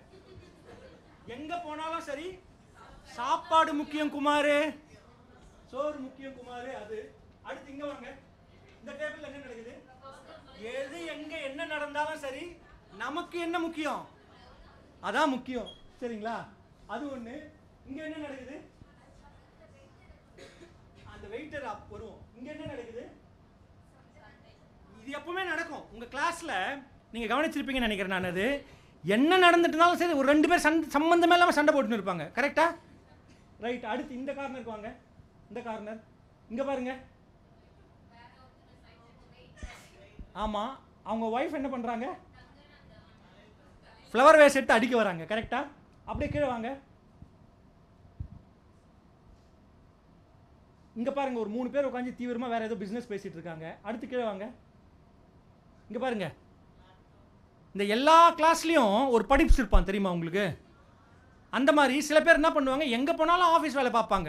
அவன் என்ன பண்ணிருக்கான் பாருங்க, அங்க உட்காந்து ஆஃபீஸ் வேலை ஏதோ பார்த்துட்டு இருக்கான் லேப்டாப்ல. அந்த பக்கம் மியூசிக் ட்ரூப் இது நடக்குது, அது இந்த சைடு திரும்பி நின்று வேலை பார்த்துட்டு இருக்கான் அவன். இங்க ஒருத்தங்க பாருங்க, இன்ஸ்டாகிராம்ல வந்து இவங்களும் பக்கத்து பக்கத்துல சேட் பண்ணிட்டு இருக்காங்க. இதான் ரியாலிட்டிங்க. இப்போ அடுத்த ரூம்ல இருக்கிறவங்க கூட வந்து சேட் பண்றது தான் இப்போ ட்ரெண்டா மாறிட்டு இருக்குது. ஸோ இவங்க பக்கத்தில் உட்காந்து சேட் பண்ணிட்டு இருக்காங்க. அப்படியே அந்த சைடு அப்படியே அந்த டேபிள் போங்களேன். அங்கே பாருங்க. சரிங்களா? அவங்க உலகம் தனி உலகம். அப்படியே மேலே போங்க. அங்கே பாருங்க, அவர் சாப்பிட்டுட்டு தூக்கத்துலேயும் அவருக்கு கனவுல வந்து பார்த்தீங்கன்னாக்கா யாரோ மொக்க போடுற மாதிரி தான் தோணுது. அது ரம்பம் பிளேடு போடுறாங்க அப்படின்னு சொல்லிட்டு. அது இன்னொருத்தர் தலையில் கையை வச்சுட்டு உட்காந்துட்டு இருக்காரு. உலகமே புரியாத ஆட்கள் சில பேர் இருப்பாங்க. என்ன நடக்குது, மே கியா கஹா who A Kia O Raha high அப்படின்ற மாதிரி. அடுத்து வாங்க, இங்கே வாங்க. அதெல்லாம் நம்ம பார்த்துட்டோம். இப்படி வாங்க. இங்கே பாருங்கள், ரிசர்வ்டுன்னு ஒரு டேபிள் போட்டு வச்சுருக்கு, காலியாக இருக்குது. இது என்ன சிம்பிளைஸ் பண்ணுது? யாரோ அங்கே வரப்போகிறாங்க. நிறைய பேர் எப்படி இருப்பாங்கன்னாக்கா, நான் வரேன் 100% நான் வரேன் அப்படின்னு சொல்லிட்டு வராமல் இருப்பாங்க. சரிங்களா? இப்போ இந்த இமேஜ் அப்படியே கொஞ்சம் கொஞ்சமாக பேக்கில் போயிட்டு அது ஃபுல் இமேஜாக காட்டுங்களேன் எனக்கு. இப்போ படிங்களேன் நீங்கள். இப்போ இன்ஸ்பெக்டர் தேவ் என்ன படிக்கிறாரு, என்ன சொல்கிறாரு? முதல்ல வந்து அவர் ஜிகே சொல்கிறாரு. என்ன சொல்கிறாரு? அதான் எல்லாம் சரியா இருக்கே சார், ஏன் நீங்கள் டென்ஷனாக இருக்கீங்க? எல்லாம் சரியாவா இருக்கும் இருக்கு. அதாவது ஜிகே என்ன சொல்கிறாருன்னா, அதான் எல்லாம் சரியாக இருக்கே சார், நீங்கள் ஏன் டென்ஷனாக இருக்கீங்க அப்படின்றாரு. எல்லாம் சரியாவா இருக்கு அப்படின்னு அவர் சந்தேகப்படுறார். இந்த இடத்துல உங்களுக்காக ஒரு இது வரைஞ்சிருக்கேன், பூத கண்ணாடி. கரெக்டா? அப்படி அந்த படத்தில் அது இருக்குன்னாக்கா அந்த இடத்துல நீங்க உத்து கவனிக்க வேண்டிய ஏதோ ஒன்று அந்த இமேஜஸ்ல இருக்கு. அது என்ன? இன்ஸ்பெக்டர் தேவை சந்தேகம் கொள்ள வைத்த அந்த க்ளூ உங்களுக்கு தெரிகிறதா? இந்த படத்தில் ஏதோ ஒன்று சம்திங் தப்பு இருக்கு இந்த படத்தில். என்னது? டைம் ஓகேங்க, டைம் ஓகே. எல்லா பேஜ்லையும் நாங்கள் டைம் போட்டுருவோம். அப்படி என்ன தப்பு இருக்குது இந்த படத்தில்? ஏதோ ஒன்று அவருக்கு சந்தேகம் வந்துருச்சு. இன்ஸ்பெக்டர் தேவுக்கு சந்தேகம் வந்துருச்சு, செந்தமிழ் பாரதிக்கும் சந்தேகம் வந்துருச்சு, இல்லை ஏதோ தப்பாக இருக்குது அப்படின்னு. அது என்ன தப்பு? இந்த 3 பேர் மட்டும் உட்காந்து தீவிரமாக பேசிகிட்டே இருக்காங்க. அது நம்மள மாதிரி ஆளுங்க, பேசுறதுக்குன்னே பிறந்தவங்க. ரிசர்வ் டேபிள் தான் நான் சொன்னேனே, வரேன்னு சொல்லிட்டு வராமல் இருக்கிற ஆட்கள் அவங்க எல்லாரும்.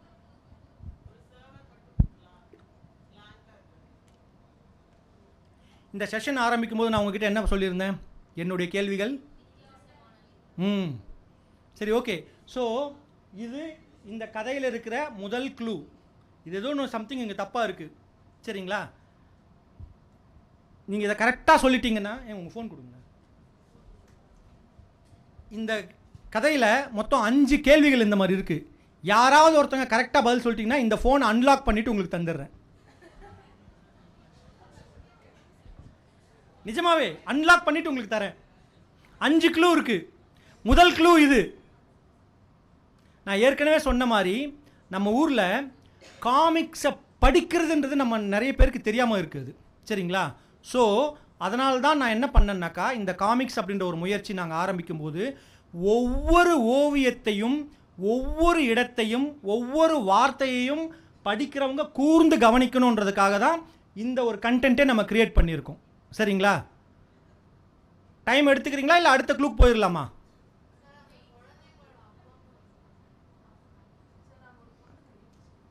அங்கே ஒரு பொண்ணு கையை கரெக்டுங்க, ஆனால் அதெல்லாம் க்ளூ இல்லை. சரி, அடுத்த இமேஜ் போயிடலாம். உங்கள் ஃபோன் இப்போதைக்கு தப்பிச்சிருச்சு. ஓகே, இப்போ பாருங்க. கமான் பார்ட்னர், ஏன் படிக்காமல் இருக்கீங்க? அது மாடியில் இருக்கிற அலாரம் தான் ஜிகே.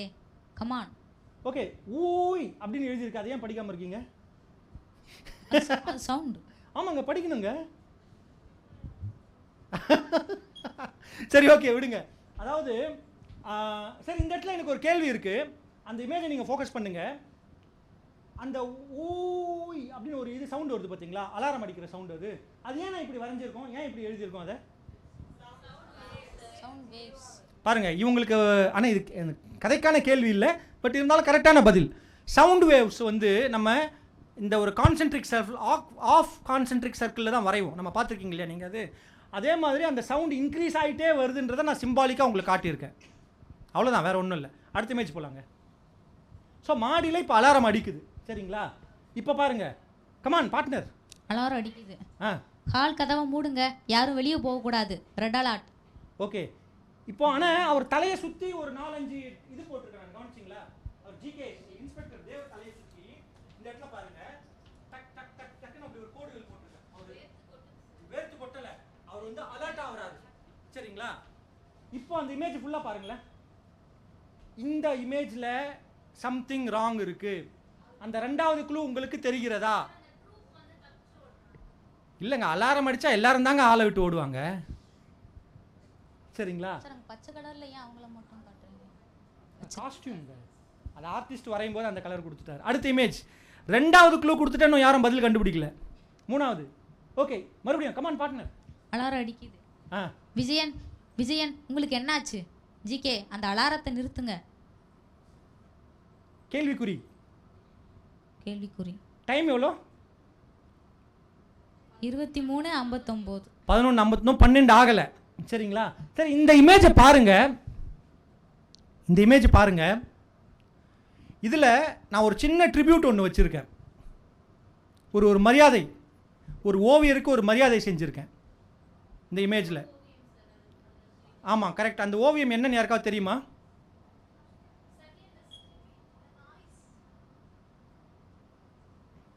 சத்தம் போடுறதால நாய்ஸ்ன்னு சொல்லிட்டீங்க. ஆனால் நீங்கள் கிட்ட வந்துட்டீங்க, பக்கத்து தெரு, லெஃப்டில் திரும்பிங்கன்னா ஆன்சர் பிடிச்சிடலாம்.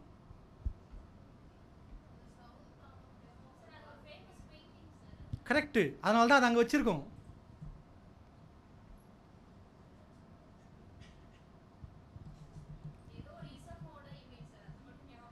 எல்லாமே கரெக்டுங்க, இல்லைன்னு சொல்லலை. அந்த பெயிண்டிங்க்கு ஒரு பேர் இருக்கு. யாரோ பதில் சொன்ன மாதிரி இருந்தது. சரி, ஓகே, நீங்கள் கூகுளில் போயிட்டு இதை சர்ச் பண்ணி தேடி அந்த ஓவியத்தை பாருங்கள். த ஸ்க்ரீம் அப்படின்னு சொல்லிட்டு ஒரு ஓவியம்.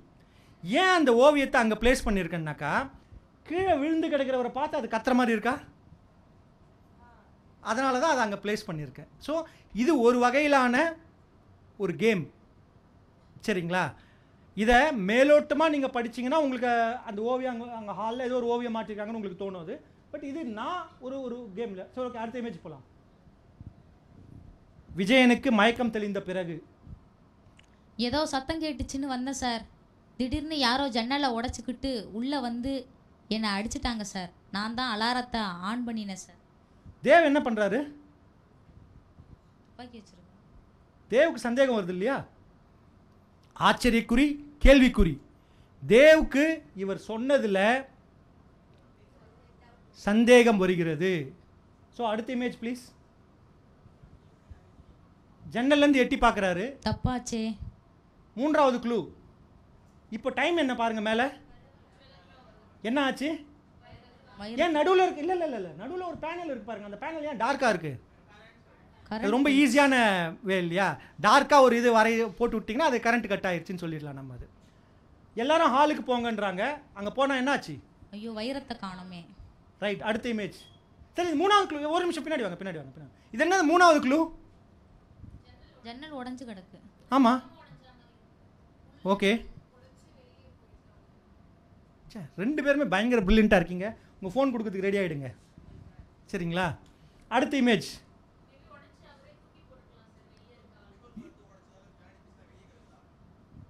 கரெக்டு தான். ஆனால் மொத்தம் 5 கேள்வி.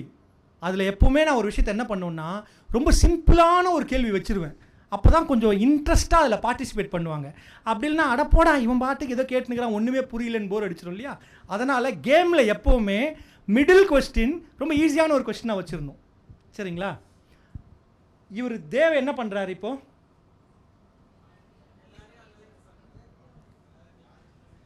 இப்போ இந்த இடத்துல நம்ம என்ன பண்ணுவோம், அப்படியே பாஸ் பண்ணிவிட்டு ஜேம்ஸ் பாண்ட் எக்ஸாம்பிளுக்கு போவோம்.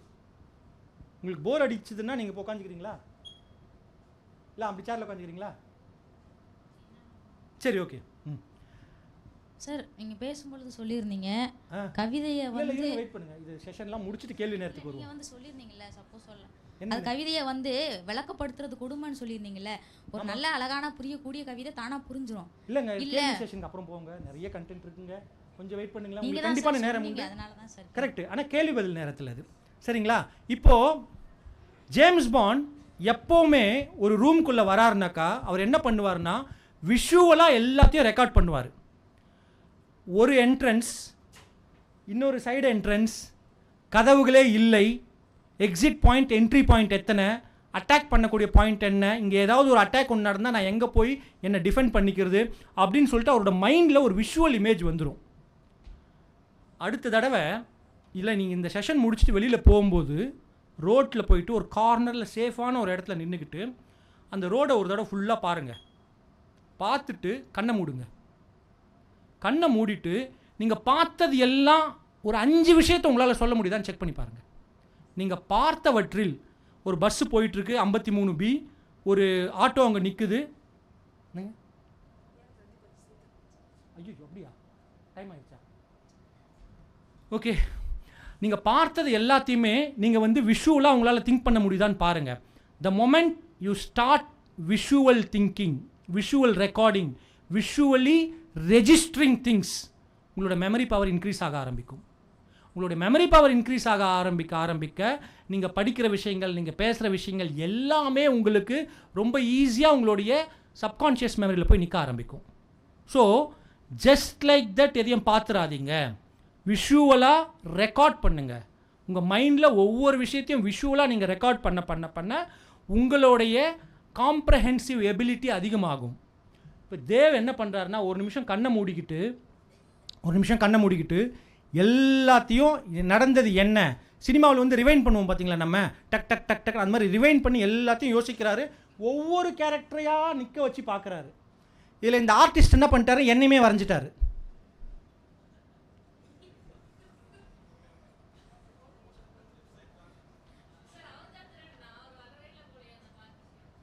இல்லைங்க, அதாவது அந்த ஆர்டிஸ்ட்டுக்கு வரையும் போது என்னையும் மைண்டில் வச்சுட்டு வரைகிறாரு அவர். அடுத்த இமேஜ் ப்ளீஸ். இப்போ ஆமாம், ஒரு நிமிஷம் இருங்க, அவர் தலையை சுற்றியா லைட் எரியுது,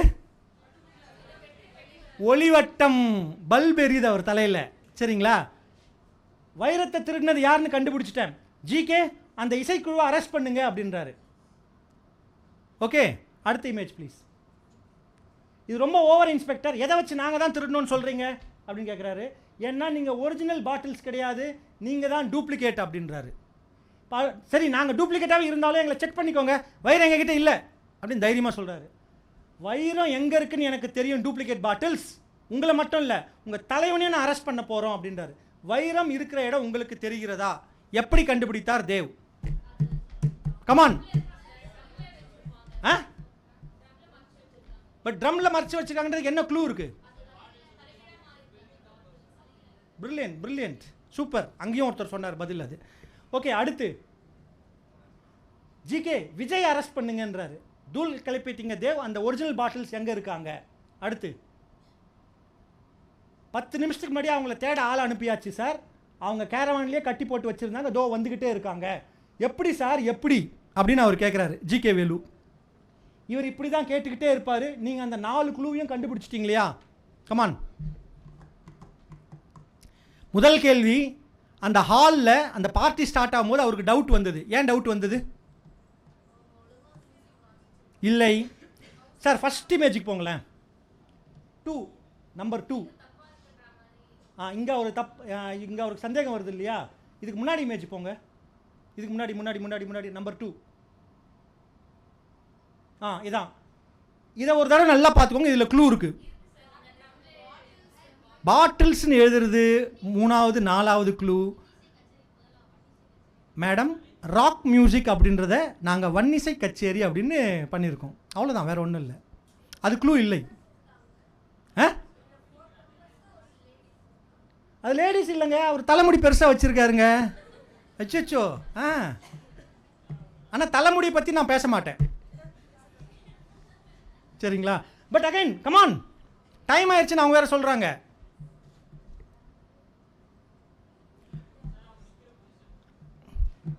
கூர்ந்து கவனியுங்கள் ப்ளீஸ். டைம் ஆயிடுச்சுன்றதால நான் பதில் சொல்லிட்டுமா? அந்த இமேஜை ஃபுல்லாக பாருங்க.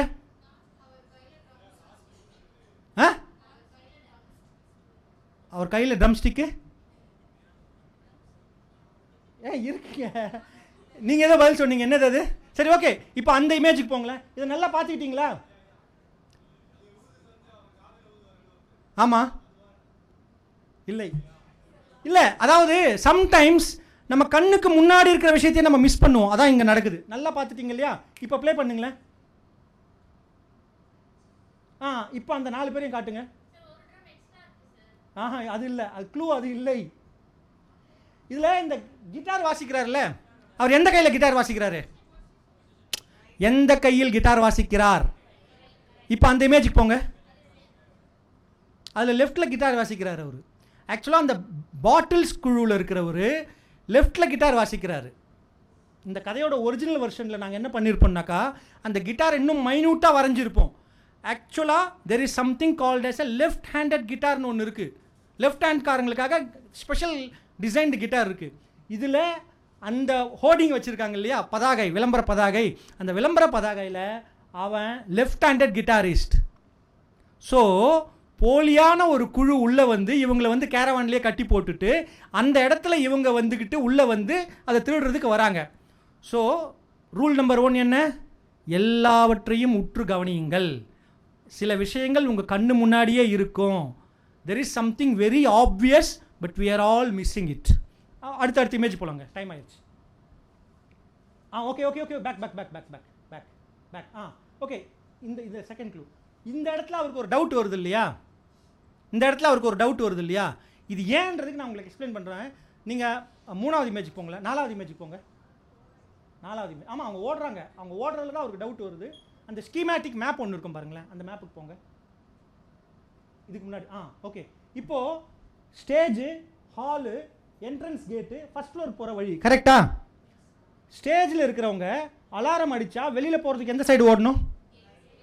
Which is your left hand side. இப்போ அந்த இமேஜுக்கு போங்க. அவங்க எந்த சைடில் ஓடுறாங்கன்னு பாருங்கள். ரைட் சைடில் என்ன இருக்குது? First floor. ஃபர்ஸ்ட் ஃப்ளோரில் என்ன இருக்குது? ஸோ அவங்க லெஃப்டில் ஓடாமல் ரைட்டில் ஓடுறாங்க. அதை எல்லாரும் அந்த சைடில் காதை பொத்திக்கிறாங்க, இது பண்ணுறாங்க. ஆனால் இவனுங்க மட்டும் அலாரம் அடிச்சுன்னு இந்த சைடில் ஆப்போசிட் சைடில் ஓடுறாங்க. அடுத்த இமேஜ் போங்க. அடுத்த க்ளூ போங்களேன். இதுக்கு முன்னாடி ஒரு விஷயம் இருக்குது. ஓகே, இது 3வது க்ளூ நீங்கள் எல்லாருமே சொல்லிட்டீங்க. ஒருத்தன் வெளியில், இதுக்கு முன்னாடி இது இமேஜ் போங்களேன். இதுக்கு முன்னாடி இமேஜ். திடீர்னு சத்தம் கேட்டுச்சேன்னு வந்தேன் சார், யாரோ ஜன்னலை உடச்சிக்கிட்டு உள்ளே வந்து என்னை அடிச்சிட்டாங்க சார், நான் தான் அலாரத்தை ஆன் பண்ணேன்னு சொல்கிறாரு. இதுக்கு முன்னாடி இமேஜ் நீங்கள் போனீங்கன்னா அவர் மயக்கம் போட்டு விழுந்து கிடக்கிறாரு, ஆனால் அலாரம் அடிச்சிட்ருக்கு. கரெக்டாக? இப்போ இந்த இமேஜுக்கு வாங்க. இது நான் சொல்லாத ஒரு க்ளூ. இந்த இடத்துல ஏன் அவருக்கு சந்தேகம் வந்ததுன்னா, அவன் என்ன சொல்கிறான், ஜன்னலை உடச்சிக்கிட்டு உள்ளே வந்து, அப்போது வெளியிலேருந்து ஜன்னலை உடைச்சா அந்த பீசஸ்லாம் உள்ளே இருக்கணும், ஆனால் வெளியில் இருக்குது. அவன் சொன்னது பொய். ஆனால் அவர் ஏன் ஆச்சரியப்படுறாருன்னா, என்னை அடிச்சிட்டாங்க, மயக்கம் போட்டு விழுந்துட்டேன், நான் தான் அலாரத்தை ஆன் பண்ணேன்னா, மயக்கம் போட்டு விழுந்த ஒருத்தன் எப்படி அலாரத்தை ஆன் பண்ணுவான்? கரெக்டா? ஸோ அடுத்த இமேஜ் ப்ளீஸ். அது 3வது க்ளூ கண்டுபிடிச்சிட்டிங்க. இவர் யோசிக்கிறாரு, இவங்களை அரெஸ்ட் பண்ண சொல்கிறாரு அவர். ஏன் அப்படின்னாக்கா, நீங்கள் அந்த பார்ட்டி இதில் வந்து பாட்டில்ஸ்ன்றது நேராக இருக்கும் ட்ரம்மு. இருட்டில் அவங்க என்ன பண்ணுவாங்க, அந்த வைரத்தை எடுத்துகிட்டு வந்துட்டு இந்த ட்ரம்மில் வச்சுட்டு, ட்ரம் வந்து உங்களுக்கு எப்போவுமே எந்த ஷேப்பில் இருக்குன்னு உங்களால் சொல்ல முடியாது. அது உருண்டு மேலே இருக்கிற அந்த பாட்டில்ஸ் கீழ் சைடில் வந்துருக்குது. ஸோ அவர் என்ன பண்ணுறாரு, கரண்ட் கட் ஆகிறதுக்கு முன்னாடி பாட்டில்ஸ்ன்றது நேராக இருந்தது அந்த எழுத்து, அந்த ட்ரம். இப்போ இது வந்து தலைகீழாக இருக்குது. ஸோ அந்த ட்ரம்மில் ஏதோ சேஞ்ச் நடந்திருக்குன்னா ஆப்வியஸாக அந்த ட்ரம்மில் தான் அவர் வச்சுருக்காரு அப்படின்றத அவர் கண்டுபிடிச்சிருக்காரு அவர். கரெக்டாக? அடுத்த தடவை நீங்கள் ஒரு காமிக்ஸை படிக்கும்போது ஒரே ஒரு சின்ன காமிக்ஸ் மட்டும் பண்ணிவிட்டு முடிச்சுருவோம். இப்போது சார் அடுத்த ஃபோல்டருக்கு போயிடுங்களேன். நன்றி.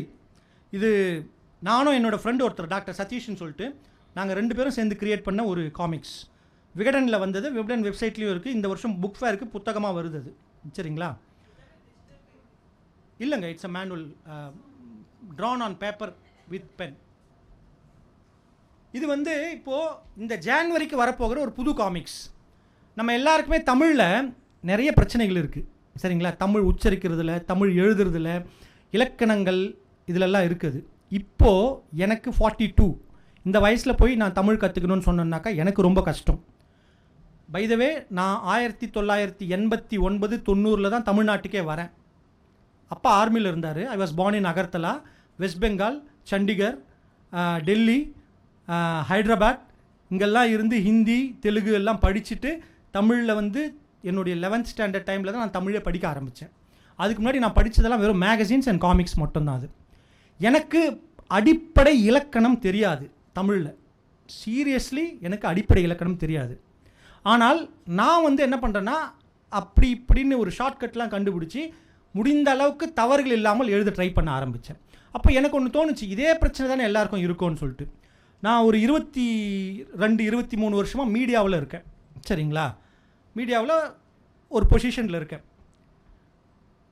2008 கலைஞர் சிஎம்மாக இருக்கும்போது சீமான் இருக்கார் இல்லைங்களா, அவர் வந்து ஒரு திரைப்படம் ஒன்று எடுத்தார். அந்த படத்தோடைய லான்ச்சுக்கு, வெளியீட்டுக்கு வந்து கலைஞரை இன்விடேஷன் கொடுக்கறதுக்கு வராரு அவர். நான் அப்போ இருக்கேன், 2nd ஃப்ளோரில் இருக்கோம் நாங்கள், அண்ணா அறிவாலயத்தில். சீமான் எடுத்து வந்து ஒரு இன்விடேஷன் கொடுக்குறாரு. அந்த இன்விடேஷனில் எடுத்தோடனே கலைஞர் எடுத்து இப்படி பார்க்குறாரு. பார்த்துட்டு பேனா கிடையா அப்படின்னு சொல்லி பேனா வாங்கி ஒரு கரெக்ஷன் போட்டு கொடுத்துட்டார் அந்த இன்விடேஷனை. மிகப்பெரிய செந்தமிழன் சீமான் அவர்களுக்கே சில இடங்களில் இந்த மாதிரி, அப்கோர்ஸ் அவரோட தப்பு இல்லை, டிசைனரோட தப்பு அது. சரிங்களா? அந்த மாதிரி பிரச்சனைகளை அவாய்ட் பண்ணுன்றதுக்காக தான் நாங்கள் என்ன பண்ணுறோம், இப்படி ஒரு சூப்பர் ஹீரோவை கிரியேட் பண்ணுறோம். சரிங்களா? திருந்துங்கள், இல்லையேல் திருத்தப்படுவீர்கள். அடுத்த இமேஜ் ப்ளீஸ். தமிழில், தமிழுக்காக, தமிழர்களால் ஒரு சூப்பர் ஹீரோ, பிழை திருத்தி. அவரோட செஸ்ட்டில் வந்து சூப்பர்மேனுக்கு இருக்கிற மாதிரி இவருக்கும் ஒரு இமேஜ் கொடுத்துருக்கோம். ழா, தமிழோட சிறப்பம்சம். வேறு எந்த லாங்குவேஜ்லையுமே இந்த ஒரு வார்த்தை உச்சரிப்பு இல்லை. அடுத்த இமேஜ் போங்களேன். ஓகே, இதுதான் நம்மளுடைய சூப்பர் ஹீரோ, பிழை திருத்தி இவரோட பேர் அது. சரிங்களா? அடுத்த இமேஜ் போயிடுங்களேன். இது வந்து தொல்காப்பியம், தமிழோட இலக்கணம் எழுதின தொல்காப்பியம் இருக்கு இல்லையா, அந்த தொல்காப்பியத்தை எழுதுவதற்கு உபயோகப்படுத்தப்பட்ட எழுத்தாணி. அந்த எழுத்தாணியை ஒரு கேரக்டராக கொண்டு வரும் இந்த கதையில். சரிங்களா? அடுத்த இமேஜ். இவர் ஆஜா இஸ்மாயில் போன கதையில் வந்தார்ல, அவரே தான் நம்ம ஃப்ரெண்டு. அடுத்த வருஷம் இந்தியாவுக்கு ரிட்டர்ன் ஆகிறாரு. அதுக்குள்ளே அவருக்கு ஒரு காமிக்ஸ் கேரக்டர், இன்னொரு கேரக்டர் கிரியேட் பண்ணுவோன்னு சொல்லிட்டு அவர். அடுத்து இவர் தான் மர்ம தலைவர். தமிழ் கொள்ளை தீமை கழகம், தமிழ் அழிக்கிறதுக்காக ஒரு கழகத்தை வந்து கார்ப்பரேட்ஸ் எல்லாம் சேர்ந்து உருவாக்கி தமிழ் மொழியை எந்த அளவுக்கு டேமேஜ் பண்ண முடியுமோ அந்த அளவுக்கு டேமேஜ் பண்ணுங்க, எல்லாரும் சேர்ந்து சினிமாவில் தப்பும் தவறுமாக சினிமா பாட்டு எழுதுங்க, டைட்டில் வைங்க, தமிழை முடிஞ்ச அளவுக்கு முடிச்சு விட்ருங்க அப்படின்னு சொல்லிட்டு ஒரு கார்ப்பரேட் ஃபண்ட் பண்ணி இவரை வந்து ரைஸ் பண்ணுறாங்க. இவருடைய முதல் லட்சியமே தமிழ் லாங்குவேஜை அழிக்கிறது தான். சரிங்களா? ஸோ இவங்க தான் பிரின்சிபல் கேரக்டர்ஸ். அடுத்த இமேஜ் போங்களேன். இப்போ நம்ம ஹீரோ இருக்கார் இல்லையா, அவர் தான் பிழை திருத்தி. அவர் உட்கார்ந்து டிவி பார்த்துட்ருக்காரு. சரிங்களா? விடிவின்றது என்னோட டிவி தான், விஸ்வா டிவி. அது வாசிக்கிறது யார்? ஹேமா. யார் தெரியுமா? ஹேமா ராகேஷ் அப்படின்னு சொல்லிட்டு ஒரு பாப்புலர் ஆங்கர் இருக்காங்க, தெரியுமா உங்களுக்கு? போய் கூகுளில் போய் சர்ச் பண்ணி பாருங்கள். சரிங்களா? பிரேக்கிங் நியூஸ், சற்று முன் கிடைத்த செய்தி. அடுத்த இமேஜ் போங்களேன். சென்னை அண்ணா சாலையில் திடீரென்று பல இடங்களில் நூற்றுக்கணக்கான ஸ்பீக்கர்கள் ஒலி எழுப்ப துவங்கியுள்ளன. பெருத்த சத்தத்தை தாங்க முடியாமல் மக்கள் அவதிப்படுகிறார்கள். பல இடங்களில் மறைத்து வைக்கப்பட்டுள்ள இந்த ஸ்பீக்கர்களை காவல்துறை முழு முயற்சியில் தேடி வருகின்றனர். இதை பற்றி கமிஷனரிடம் கேட்டபோது என்னன்னா, ஸ்பென்சர் தெரியுதா? ஸ்பென்சர் பக்கத்தில் அது எல்ஐசியை வந்து நாங்கள் ஓஐசின்னு மாற்றிருக்கோம். சரிங்களா? ஒன்றும் இல்லை, ஜஸ்ட் ஃபார் ஃபன். சரிங்களா? அதாவது அகைன் இந்த கான்சென்ட்ரிக் சர்க்கிள் தெரியுதா உங்களுக்கு? Sound waves. நான் வந்து சவுண்டை வந்து உங்களுக்கு வந்து பிக்டோரியலாக அங்கே வந்து ரெப்ரசன்ட் பண்ணியிருக்கேன் நான். அது மவுண்ட் ரோடு ஃபுல்லாக ஒரு 200-300 ஸ்பீக்கர் எங்கெங்கேயோ கட்டி ஒழிச்சு வச்சுருக்காங்க. அட் அ டைம் எல்லா ஸ்பீக்கர்லேயும் பயங்கரமாக சவுண்டு வருது. மக்கள் டிஸ்டர்ப் ஆகுறாங்க. சரிங்களா? நம்ம ஆர்டிஸ்ட் என்ன பண்ணுறாரு பாருங்க, அதில் எண்ணெய் வரைஞ்சி வச்சுருக்காரு. சரிங்களா? என்னோட நாயம் அதில் இருக்குது பாருங்க. ஆமாம், எங்கள் வீட்டில் 5 நாய்க்குட்டிகள். ஒரு காலத்தில் 12 இருந்தது, இப்போ 5. சரிங்களா? ஓகே, அடுத்த இமேஜ் போங்களேன். இப்போது கமிஷனர் வந்து விடிவியில் லைவில் வராரு அவர். சரிங்களா? அண்ணா சாலையை ஸ்தம்பிக்க வைத்த இந்த ஸ்பீக்கர்கள் பல இடங்களில் மறைத்து வைக்கப்பட்டுள்ளதால் தேடுவது மிகவும் சிரமமாக உள்ளது. அண்ணா சாலையில் இருக்கும் அனைத்து காவலர்களும் இப்பணியில் ஈடுபட்டுள்ளனர் அப்படின்றாங்க. அந்த இடத்துல ஒரு சின்ன விஷயம் பண்ணியிருக்கோம், ஒரு கிமிக் பண்ணியிருக்கோம். தெரியுதா என்னன்னு? அவரோட இயரிங் எய்டை கழட்டிட்டு அவர் கேட்குறாரு. அந்த அளவுக்கு சவுண்ட் இருக்கு, அந்த அளவுக்கு நாய்ஸ் அங்கே வந்துட்டு இருக்குன்னு அர்த்தம். சரிங்களா? அடுத்த இமேஜ் ப்ளீஸ். இவருக்கு யோசிக்கிறாரு, ஐ ஆம் திங்கிங். அடுத்த இமேஜ் ப்ளீஸ். அவர் கமிஷனர் ஆஃபீஸ்க்கு ஃபோன் பண்ணுறாரு.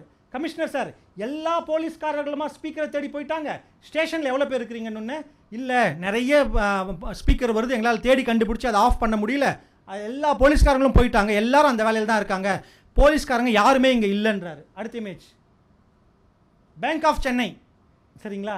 இப்போ இவர் பிழை திருத்திக்கு ஒரு டவுட் வருது. யாரும் இதை சும்மா ஃபன்காக பண்ணியிருக்க மாட்டாங்க, இதுக்கு பின்னாடி ஏதோ ஒரு தாட் ப்ராசஸ் இருக்குது அப்படின்னு சொல்லிட்டு. ஓகே, அந்த பேங்க் ஆஃப் சென்னையை கொள்ளையடிக்கிறாங்க கொள்ளையர்கள். போலீஸ்காரங்களை எல்லாரையும் ஒரு சைடு டைவர்ட் பண்ணிவிட்டு இவர் என்ன பண்ணுறாங்கன்னா இங்கே கொள்ளடிக்க வந்திருக்காங்க. இதை வந்து நம்ம ஹீரோ கெஸ் பண்ணிட்டாரு. அவரை பேங்க் ஆஃப் சென்னைக்கு போயிடுறாரு. அடுத்த இமேஜ். அவர் ப்ளூடூத்தில் கமிஷனருக்கு சொல்கிறாரு, எல்லாரையும் நான் இங்கே பேங்க் ஆஃப் சென்னையை கொள்ளையடிக்க வந்திருக்காங்க, நான் எல்லாரையும் பிடிச்சி வச்சிடுறேன் வாங்க அப்படின்னு கூப்பிடுறாரு. அடுத்த இமேஜில் எல்லாரையும் அடித்து போட்டுடுறாரு. இந்த டொட்டடாங் அப்படின்னு கேள்விப்பட்டிருக்கீங்களா? கரெக்ட், அதே தான். அடுத்து எல்லாரையும் அடித்து கட்டி போட்டுடுறாரு. கரெக்டா? இப்போ திடீர்னு ஆஹாஹான்னு சவுண்டு வருது. இந்த காமிக்ஸு இது வந்து என்ன சொல்கிறது, அது பைலட் ஒர்க் அப்படின்னுவோம். ஒரு ப்ராஜெக்ட்டுக்கு பிட்ச் பண்ணும்போது பைலட் அப்படின்னு நம்ம சொல்லுவோம். அது அந்த மாதிரி ஒரு பிட்சிங் ஒர்க்கு தான். இது இன்னும் கம்ப்ளீட் ஒர்க் இல்லை இது. அடுத்த இமேஜ் போங்களேன். அங்கே ஒரு கேமரா இருக்குது. ஆக்சுவலாக இது வந்து கதையில் ஒரிஜினலாக வரும்போது இது ஒரு எல்இடி ஸ்க்ரீன் ஆன் ஆகி வரும், கேமராவில் வராது. அது எல்இடி ஸ்க்ரீன் ஒன்று ஆன் ஆகி அந்த எல்இடி ஸ்க்ரீனில் வந்து இந்த வசனங்கள் வருது. வாழ்த்துக்கள் பிழை திருத்தி, இந்த கேமில் ஃபஸ்ட்டு ரவுண்டில் நீ ஜெயிச்சிட்ட, ஆனால் இது முடிவில்லை, இனிமே தான் எங்களுடைய ஆட்டம் இருக்குது, தமிழை நாங்கள் சும்மா விட மாட்டோம் அப்படின்னு சொல்லிட்டு அந்த எல்இடி ஸ்க்ரீனில் ஒரு மெசேஜ் வருது. சரிங்களா? அடுத்து ப்ளீஸ். அவர் சொல்கிறாரு, இது முடிவில்லை, உன்னுடைய முடிவோட ஆரம்பம், நான் உன்னை சும்மா விட மாட்டேன்டா, தமிழுக்கு நான் இருக்கேன்டா, எங்கள் அண்ணனுக்கு நான் தான்டா செய்வேன் அப்படின்ற மாதிரி இவர் என்ன சொல்கிறார், என் தமிழுக்கு நான் இதை செய்கிறேன் அப்படின்னு நம்ம ஹீரோ சொல்கிறாரு. அவர் என்ன சொல்கிறாரு, வாழ்த்துக்கள் கிடையாது, வாழ்த்துக்கள் தான் அப்படின்றாரு. அடுத்து, வன்தொடர் குற்றியலுகரத்திற்கு பிறகு தூ அப்படின்றது ஒரு வன்தொடர் குற்றியலுகரம். வன்தொடர் குற்றியலுகரத்துக்கு பிறகு கல் என்ற விகுதி வரும்போது அங்கே ஒற்று மிகாது. இதுதான் கிராமர். இப்போ இந்த இடத்துல உங்களுக்கு வன்தொடர் குற்றியலுகரம்னா என்னன்னு தெரியணும், ஒற்றுனா என்னன்னு தெரியணும், விகுதினா என்னன்னு தெரியணும். இந்த மாதிரி பல விஷயங்கள் உங்களுக்கு தெரிஞ்சிருக்கணும். ஆனால் நம்மால் இருக்கார்ல, இது வந்து அந்த எழுத்தாணி வந்து அவங்களுக்கு கிராமர் சொல்லி கொடுக்குது. எங்கால் பிழை திருத்தி இருக்கார் இல்லையா, அவர் ஒரு ஷார்ட்கட் சொல்லி கொடுக்குறாரு. என்ன சொல்கிறாருன்னா, இந்த இலக்கணத்துக்கு நான் ஒரு ஷார்ட்கட் சொல்லி கொடுக்குறேன். வாழ்த்து, கருத்து, சொத்து, முத்து இதெல்லாம் இருக்கு இல்லையா, தூண் முடிகிற ஒரு சொல் சிங்குலர்லேருந்து ப்ளூரலுக்கு மாறும்போது அங்கே இக்கு போடாதீங்க. எப்படி? தூ அப்படின்னு முடிகிற ஒரு சொல் சிங்குலர்லேருந்து ப்ளூரலுக்கு மாறும்போது அங்கே தூ முடிகிற ஒரு சொல் சிங்குலர் டு ப்ளூரல் சேஞ்ச் ஆகும்போது இக்கு போடாதீங்க. இந்த மாதிரி மொத்தம் ஒரு 56 ஷார்ட்கட் நாங்கள் க்ரியேட் பண்ணியிருக்கோம். சரிங்களா? இந்த 56 ஷார்ட்கட்டையுமே இந்த மாதிரி ஒரு காமிக்ஸ் ஃபார்மேட்டில் starting from this January we are going to present. ஒவ்வொரு கதையிலையும் இந்த மாதிரி ஒரு க்யூட்டான ஒரு சின்ன அட்வென்ச்சர் ஒன்று இருக்கும். ஒரு ஒரு ஒரு ஒரு ஒரு கிராமரை உங்களுக்கு சொல்லி தருவோம் அதெல்லாம் அது. ஸோ இது வந்து பார்த்தீங்கன்னா எங்களுடைய ஒரு அடுத்த கட்ட ஒரு முயற்சி. சரிங்களா? ஸோ நம்ம இந்த செஷனில் என்ன பார்த்தோம் அப்படின்னாக்கா ஷார்ட்டாக முடிச்சிடுறேன். இது ஸ்க்ரீன் ஆஃப் பண்ணிவிடுங்களேன். 5 நிமிஷம் மட்டும் கொடுங்க ப்ளீஸ். மேம் பிரதம் புக்ஸ் அவங்க பேர் என்ன? வயலட் மேம், ஒரு 5 நிமிஷம் எடுத்துக்கிறேன். இருக்காங்களா? இல்லை. இருக்காங்க. ஒரு 5 நிமிஷம் ப்ளீஸ். ஓகே, இப்போது நான் உங்களுக்கு சொன்னேன் பார்த்தீங்களா, விஷுவலாக ஒரு இமேஜை நீங்கள் ரெப்ரசன்ட் பண்ண ஒரு யோசிங்க, விஷுவல் திங்கிங் கொண்டு வாங்க அப்படின்னு சொல்லிட்டு நான் ஒரு விஷயத்த சொல்கிறேன், கூர்ந்து கேளுங்க. ஒரு கதை சொல்ல போகிறேன் நான். அது சரிங்களா? ஒரு கதை, பேசிக்கலி ஒரு கதையோட ஆரம்பத்தை சொல்கிறேன். நல்லா யோசிங்க. அந்த இமேஜஸ், அந்த பிக்சர் உங்கள் மைண்டில் உங்களால் கொண்டு வர முடியுதான்னு யோசிங்க. சரிங்களா? கட்டாந்தரை, ஃபுல் கட்டாந்தரை, தரை ஃபுல்லாக காஞ்சி போய் கிடக்கும் பார்த்தீங்களா? சிவகாசி, ராம்நாடு இந்த சைட்லெல்லாம் போனீங்கன்னா தரையெல்லாம் வெடித்து கிடக்கும். நீங்கள் பேசிக்கலி சென்னையில் இருக்கிறவங்க பார்த்துருக்க வாய்ப்பு இல்லை. தரையெல்லாம் பாலமாக வெடிச்சிருக்கும். அந்த மாதிரியான ஒரு சர்ஃபேஸ், காஞ்சி போன ஒரு நிலம். சரிங்களா? அந்த நிலத்தை முதல்ல ரெட் கலர் மண், சிவப்பு மண் காஞ்சி போய் கிடக்குது. அது அந்த லேண்டை நீங்கள் மைண்டில் வச்சு கொண்டு வந்துக்கோங்க. அதெல்லாம் அது இப்போது சினிமேட்டிக்காக நம்ம என்ன பண்ணுறோம், கேமரா ஆங்கிள்லேயே யோசிங்க. 2 கால்கள், 2 + 2 4 கால்கள் ஓடுது. அதாவது 2 பேர் ஓடி வராங்க, காலை மட்டும் நம்ம காட்டுறோம். அது சரிங்களா? ஒருத்தனோட காலில் தொடையில் இந்த பக்கத்துலேருந்து ஒரு ஈட்டி குத்தி இந்த பக்கம் வெளியில் வந்திருக்கு. அந்த ஈட்டியை உடைச்சி போட்டிருக்காங்க. ஸோ அந்த ஈட்டியோட ஒரு துண்டு அவனோட தொடையில் இருக்குது. இன்னொரு அவனோட ரைட் ஹேண்ட் லெஃப்ட் ஹேண்ட் ஷோல்டரில் ஒரு கத்தி குத்தி இந்த பக்கம் வந்து அந்த கத்தி உடஞ்சிருக்கு. இதை விஷுவலைஸ் பண்ணிக்கோங்க. இன்னொருத்தனுக்கு பல இடங்களில் வெட்டு காயங்கள். 2 பேரும் ஓடுறாங்க. ஒரு மரண பயத்தில் 2 பேரும் ஓடிட்டுருக்காங்க. இதை நீங்கள் கேமரா ஆங்கிளில் விஷுவலாக காலை காட்டுறோம், காலில் இருக்கிற அந்த தொடையில் இருக்கிற அந்த காயத்தை காட்டுறோம், அதுலேருந்து ரத்தம் கொட்டுறதை காட்டுறோம், அவன் ஓடுறான், அப்படியே மேலே முதுகு பகுதி காட்டுறோம். இந்த சைடில் ஷோல்டரில் பார்த்தீங்கன்னா ஒரு கத்தி குத்தி இந்த பக்கம் வந்திருக்கு, அதை காட்டுறோம் நம்ம. அது பக்கத்தில் இன்னொருத்தன் ஓடிட்டுருக்கான், அவனுக்கு பல இடங்களில் வெட்டு காயங்கள்லாம் இருக்குது. இதையும் நம்ம பார்க்குறோம். சரிங்களா? 2 பேருமே ஓடிட்டுருக்காங்க. பட் இந்த கால்லையும் ஷோல்டர்லையும் அடிப்பட்டவன் பயங்கர பிளட் லாஸ் ஆகிருக்கு, அவனால் ஓட முடியல. கூட இருந்தவனுக்கு வெட்டு காயங்கள் தான், பட் அவனால் வேகமாக ஓட முடியுது. இதை அடுத்தடுத்த இமேஜஸில் நீங்கள் பார்க்கும்போது புரிஞ்சுக்கிறீங்க நீங்கள். அது ஒரு ஸ்டேஜில் என்ன ஆகுதுன்னாக்கா, ஒரு ஒரு ஒரு பெரிய ஒரு கோவில்னால் இந்த காலத்து கோவில், பழைய காலத்து கோவில். அது அந்த கோவில் வந்து அதனுடைய கோவிலுக்கு வெளியில் நம்ம இந்த துளசி மாடம் இருக்குது பார்த்தீங்களா, அந்த மாதிரி ஒரு அமைப்பு ஒன்று வச்சுருக்காங்க. அது அந்த ஒரு துளசி மாடம் மாதிரி ஒரு ரவுண்டாக ஸ்கொயராக ஒரு ஷேப்பில் ஒரு இது இருக்குது, ஒரு கன்ஸ்ட்ரக்ஷன் இருக்குது சின்னதாக. இவ்வளோ ஹைட் இந்த போடியம்னு வச்சுக்கோங்க நீங்கள். இந்த போடியம் சைஸில் ஒன்று அங்கே இருக்குது. இப்போது கூட ஓடி வந்தவன் என்ன சொல்கிறான்னா, அண்ணே நீங்கள் ஓடி வாங்க, நான் உங்களை தூக்கிக்கிறேன் அப்படின்றான். இல்லை என்னால் முடியல, நீயாவது ஓடி போய் உயிர் போயிடுச்சிக்க அப்படின்னு சொல்லிட்டு அவன் சொல்கிறான். இல்லைண்ணே நீங்கள் வாங்கண்ணே, தயவு செஞ்சு நான் சொல்கிறத கேளு, நீ போய் அண்ணனை கூட்டிகிட்டு வா அப்படின்னு அவன் சொல்கிறான். நீங்கன்னு நான் இங்கே வெயிட் பண்ணுறேன் அப்படின்னு சொல்லிட்டு இவன் அந்த போடியம் மாதிரி ஒரு ஸ்ட்ரக்சர் சொன்னான் இல்லையா, அந்த போடியத்தில் முதுகை சாய்ச்சிக்கிட்டு உட்காந்துடுறான். இப்போ கூட வந்தவங்ககிட்ட அவன் சொல்கிறான், சீக்கிரமாக போ, அண்ணனை கூட்டிகிட்டு வா அப்படின்னு அவன் இன்னும் வேகமாக ஓட ஆரம்பிக்கிறான். அது இப்போது இவனுடைய உடம்புல பிளட் லாஸ், ஏகப்பட்ட பிளட் லாஸ். உங்களுக்கு மெடிக்கலாக சில விஷயங்கள் எப்படி சொல்ல வருதுன்னா, ஒருத்தனுக்கு பிளட் லாஸ் ஆரம்பிச்சதுன்னா ஒரு ஸ்டேஜில் மயக்கம் கொண்டு போயிடுவான்.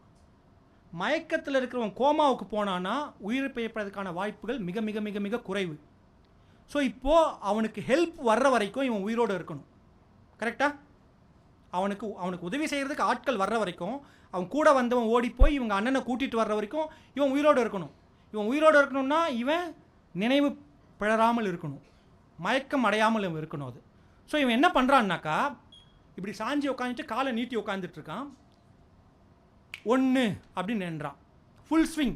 அவனோட காது கிட்டேருந்து கை இப்படி 1 2 3 அப்படின்னு ஒன்றுன்னா என்ன ஆரம்பிக்கிறான். ஸோ தட் அவன் மயக்கம் அடையாமல் இருக்கிறதுக்கு அவனை ஒரு ஒரு எனர்ஜி லெவலில் மெயின்டைன் பண்ணிக்கிறதுக்கு ஆரம்பிக்கிறான். கட் 150 அப்படின்னும்போது அந்த ஃபுல் ஸ்விங் வந்தது இல்லை, அது இப்போ பாதி ஸ்விங்கு தான் வருது. ஏன்னா எனர்ஜி கொஞ்சம் கொஞ்சமாக குறையுது. ஆனால் அவன் அப்படி பண்ணும்போது அவனோட ஷோல்டர்லேயும் அவனோட கையில் இருந்த ரத்தம் தெரிக்குது பார்த்தீங்களா, அது முன்னாடி அந்த அவன் கால் பக்கத்தில் அப்படியே சின்னதாக அப்படியே கொஞ்சம் கொஞ்சமாக ரத்தம் அதிகமாகிட்டே போகுது. கிட்டத்தட்ட அந்த ரத்தம் தேங்கி இருக்கும் பார்த்தீங்களா, ரோட்லலாம் மழை பெய்யும் போது தண்ணி தேங்கி இருக்கும் பார்த்துருக்கீங்களா நீங்கள், அது சின்னதாக அது அந்த மாதிரி அவனோட ரத்தம் வந்து அங்கே தேங்க ஆரம்பிக்கிறது. இப்போ அவன் 608 போது கால்வாசி கூட வரல அது, ஆனால் 609 610 அப்படின்றாமல்லாம் அது இப்போ கீழே வந்து அப்படியே ஒரு சின்ன என்ன சொல்கிறது ரிஃப்ளெக்டிங் சர்ஃபேஸ் மாதிரி அங்கே ரத்தம் தேங்கி நிற்குது. அது 731 போது அவனோட கை கீழே விழ ஆரம்பிக்குது. 731 சொல்லும்போது அவனோட கை கீழே விழ ஆரம்பிக்குது. இப்போ அந்த ரத்தத்தோட ரிஃப்ளெக்ஷன் காட்டுறோம் நம்ம கேமரா ஆங்கிளில் பாருங்கள். அந்த ரத்தத்தோட ரிஃப்ளெக்ஷனில் தூரத்தில் 2 கால் ஓடி வர்றது தெரியுது. ஸோ ஒரு ஹீரோயிக் மொமெண்ட்டாக இவன் அந்த 731 அவன் கை கீழே விழும்போது கரெக்டாக ஒரு கை வந்து அவனை பிடிக்குது. சரிங்களா, பிடிச்சிட்டு அண்ணன் வந்துட்டண்டா அப்படின்னு சொல்லிட்டு அவனே ஒரு பெரிய ஜைஜான்டிக் 6.2 இருப்பான். அவனை தூக்கி ஷோல்டரில் போட்டுக்கிட்டு இவன் ஓட ஆரம்பிக்கான் வந்தவன். இது எப்படி இருக்கு உங்களுக்கு விஷுவலாக இமேஜின் பண்ணுறதுக்கு? நல்லா இருக்கா? ரத்தமாக இருக்கா? கோரியா இருக்கா? மருது சகோதரர்கள் அப்படின்னு சொல்லிட்டு மருது பாண்டியர்களை பற்றி ஒரு கிராஃபிக் நாவலுடைய ஆரம்ப கட்டம் தான் இது. தமிழில் உங்களுக்கு ஒரு கதையை உங்களை மாதிரியான யங்ஸ்டர்ஸ்க்கு சொல்லணும்னா நீங்கள் லீனியராக மருது சகோதரர்கள் 1835 அப்படின்னு நீங்கள் ஆரம்பிச்சிங்கன்னா போர் அடிச்சிடும். சரிங்களா? ஐயோ முடிச்சிடுறேன். சரிங்களா, அதனால தான் நாங்கள் சில முயற்சிகளை எடுத்துகிட்டு வரோம். நான் லீனியராக ஒரு கதையை இப்படி தான் ப்ரெசென்ட் பண்ணணும், இப்படி சொன்னால் தான் உங்களுக்கு பிடிக்கும் அப்படின்னு சொல்லிட்டு. என்னுடைய ஃபேக்கல்ட்டி ஒருத்தவங்க இருந்தாங்க 11th ஸ்டாண்டர்ட் கெமிஸ்ட்ரி, டிஎஸ் ஜெயலக்ஷ்மின்னு சொல்லிட்டு. அவங்கள எனக்கு இன்னமும் ஏன் ஞாபகம் இருக்குது அப்படின்னாக்கா, என்னோடய தமிழ் வாத்தியாரை ஏன் எனக்கு இன்னமும் ஞாபகம் இருக்குன்னாக்கா, அவங்க எனக்கு வாழ்க்கையில் மிக முக்கியமான ஒரு விஷயத்தை கற்றுக் கொடுத்தாங்க. உங்களுக்கு புரிகிற மாதிரி நான் சொல்லி கொடுத்தேனான்னு கேட்பாங்க. நிறைய பேர் நீங்கள் கவனிச்சிருப்பீங்க, பேசி முடிச்சுட்டு புரியுதான்னு கேட்பாங்க. தப்புங்க, புரிகிற மாதிரி நான் சொல்லி கொடுத்தேனா அப்படின்னு கேட்கணும். ஸோ உங்களுக்கு புரிகிற மாதிரியான கண்டென்ட்டை இப்படி தான் கொடுக்கணும் அப்படின்ற ஐடியாவில் தமிழில் இந்த மாதிரி சில முயற்சிகளை முன்னெடுத்து கொண்டு வருகிறோம். ஸோ தயவு செஞ்சு காமிக்ஸை படியுங்க. சரிங்களா? இதுதான் இன்றைய செஷனின் நிகழ்ச்சி. கேள்விகள் இருந்தால் எஸ் ப்ளீஸ். ஷார்ட் அண்ட் ஸ்வீட்டாக. ஆமாம், 21 நிமிஷம் நம்ம we over shoot our duration. ஒன்றும் இல்லை சார், இது வந்து பிரிண்டட் ஃபார்மேட், அது வந்து விஷுவலாக ஆன் ஸ்க்ரீனில் கொண்டு வரும். அது அவ்வளோ. இப்போது நிறைய சினிமாக்கள் நீங்கள் ஹிட்ச்காக்கோட க்ரோ அப்படின்னு சொல்லிட்டு ஒரு படம் பார்த்துருப்பீங்கன்னு நினைக்கிறேன். நல்லா அது Hitchcock himself is an artist. அவரெல்லாம் என்ன பண்ணுவார்னாக்கா ஸ்டோரி போர்டு வரைஞ்சிருப்பார். நானே இதை பற்றி ஹிந்துவில் வந்து ஒரு ஆர்டிக்கல்லாம் எழுதியிருக்கேன் நான். அது அந்த ஸ்டோரி போர்டை வச்சுக்கு தான் அவங்க வந்து காமிக்ஸே பண்ணுறாங்க. அவங்க உதாரணமாக டாக்டர் நோ அப்படின்னு சொல்லிட்டு ஜேம்ஸ் பாண்டோட ஒரு படம், அந்த படத்துக்கு ஜேம்ஸ் பாண்ட் காமிக்ஸை தான் ஸ்டோரி போர்டை வச்சு படமாக எடுத்தாங்க அவங்க. So technically comics is nothing but the pre production work of a cinema. வேறு ஏதாவது கேள்விகள்? எஸ் சார், அதாவது இப்போ வந்துட்டு வெஸ்டர்ன் கண்ட்ரீஸில் வந்துட்டு இப்போ யூஎஸ்ஓவில் ஜப்பானும் பார்க்கும்போது ஒரு காமிக்ஸ் கல்ச்சரே இருக்குது. எங்கே பார்த்தாலும் காமிக்ஸ் புக்ஸஸ்லாம் இருக்குது. ஆமாம், உலகத்தில் இதே மாதிரி தமிழில் வந்துட்டு வருமா? எப்படி ப்ரொமோட் பண்ணி எடுத்து வரும் ஒரு காமிக் புக்ஸுங்கெல்லாம் ஸ்பெசிஃபிக்காக டீனேஜ்? ஏன்னா மோஸ்ட் ஆஃப் த இது வந்து டீனேஜ் யங்ஸ்டர்ஸ் தான் டார்கெட் பண்ணுறாங்க காமிக்ஸில். சில்ட்ரன்ஸ் இது வேறு சைடு, பட் வந்து மோஸ்ட் ஆஃப் த இது வந்து டீனேஜ் யங்கே அடல்ட்ஸ்க்கு மட்டும்தான் இருக்குது. அட்டா அது அவங்க இன்ட்ரெஸ்ட் போட்டு. ஸோ வந்து என்ன மாதிரி ப்ரொமோட் பண்ணலாம் தமிழில்? உங்கள் பேருங்க? கிருத்திகா. ஓகே, கிருத்திகா உலகத்திலேயே 100 புத்தகங்கள் விற்பனை ஆகுதுன்னா அதில் 67 புத்தகங்கள் வந்து காமிக்ஸ். இந்த ஃபேக்டை நம்ம அக்செப்ட் பண்ணிக்கணும். ஆனால் தமிழில் ஏன் அந்த கல்ச்சர் இல்லைன்றதுக்கு நான் ஏற்கனவே 2 உதாரணங்கள் சொல்லிட்டேன் நான். நல்லா அது ஒன்று, மொழி மாற்றம் செய்யப்பட்ட காமிக்ஸ்களின் ஆக்கிரமிப்புகள், அதற்கு பின்னாடி இருக்கிற அந்த வணிக சந்தை, அதற்கு பின்னாடி இருக்கிற அந்த இன்வெஸ்ட்மெண்ட் பட்ஜெட்டுகள் ஒன்று.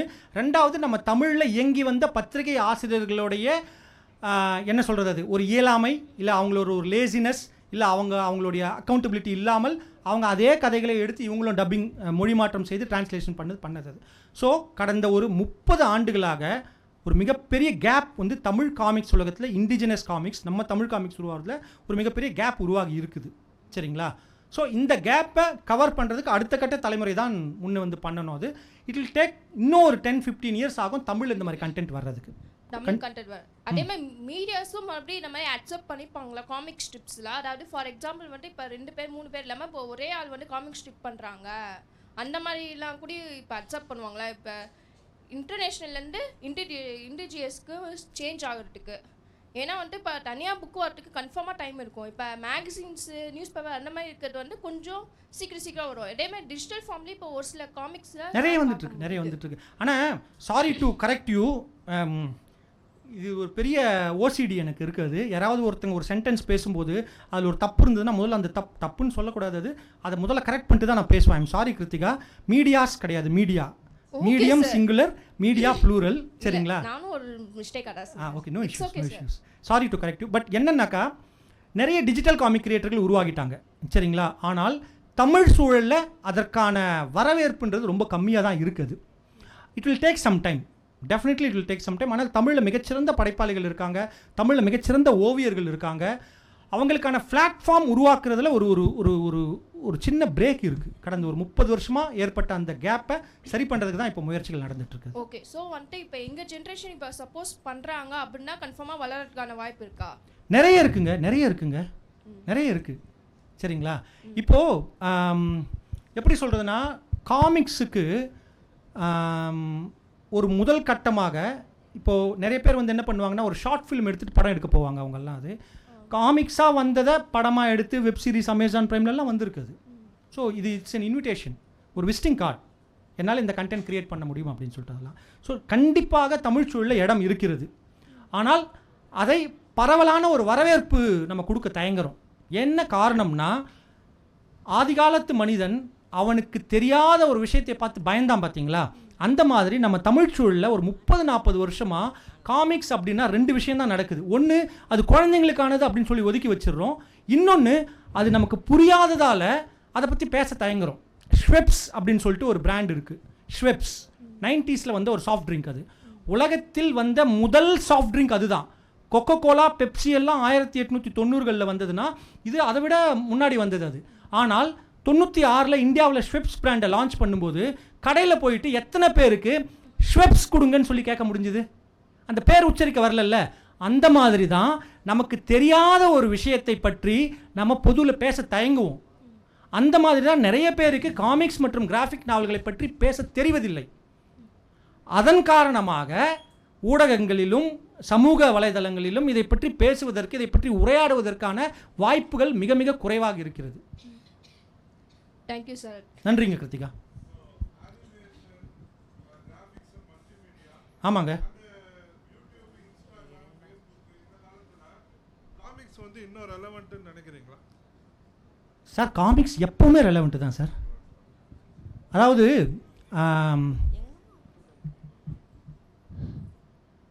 ஒரு 15 நாளுக்கு முன்னாடி, சாரி ஒரு 1.5 month நினைக்கிறேன் நான், அது நேழா 2 அப்படின்னு சொல்லிட்டு ஒரு படம் ரிலீஸ் ஆகிருக்கு. நேசா 2 அப்படின்னு சொல்லிட்டு ஒரு படம். அதுதான் உலகத்திலேயே மிக அதிகமாக கலெக்ட் செய்யப்பட்ட அனிமேஷன் படம். சரிங்களா? இப்போவும் ஜப்பானில் நீங்கள் போய் பார்த்தீங்கன்னாக்கா, உலக நாடுகளில் நீங்கள் போய் பார்த்தீங்கன்னா காமிக்ஸ்க்கான அனிமேஷன் கார்ட்டூன் படங்களுக்கான வரவேற்பு மிகப்பெரிய வணிக சந்தை. அது மிகப்பெரிய வணிக சந்தை. ஸோ இன்னமும் ரெலவெண்ட்டாக இருக்குது. நம்ம தமிழ்நாட்டில் அதற்கான மார்க்கெட் இல்லை, அவ்வளோதான். உலக அளவில் நான் சொல்கிறேனே, உலகத்தில் விற்பனையாகும் 100 புத்தகங்களில் 67 புத்தகங்கள் காமிக்ஸ்.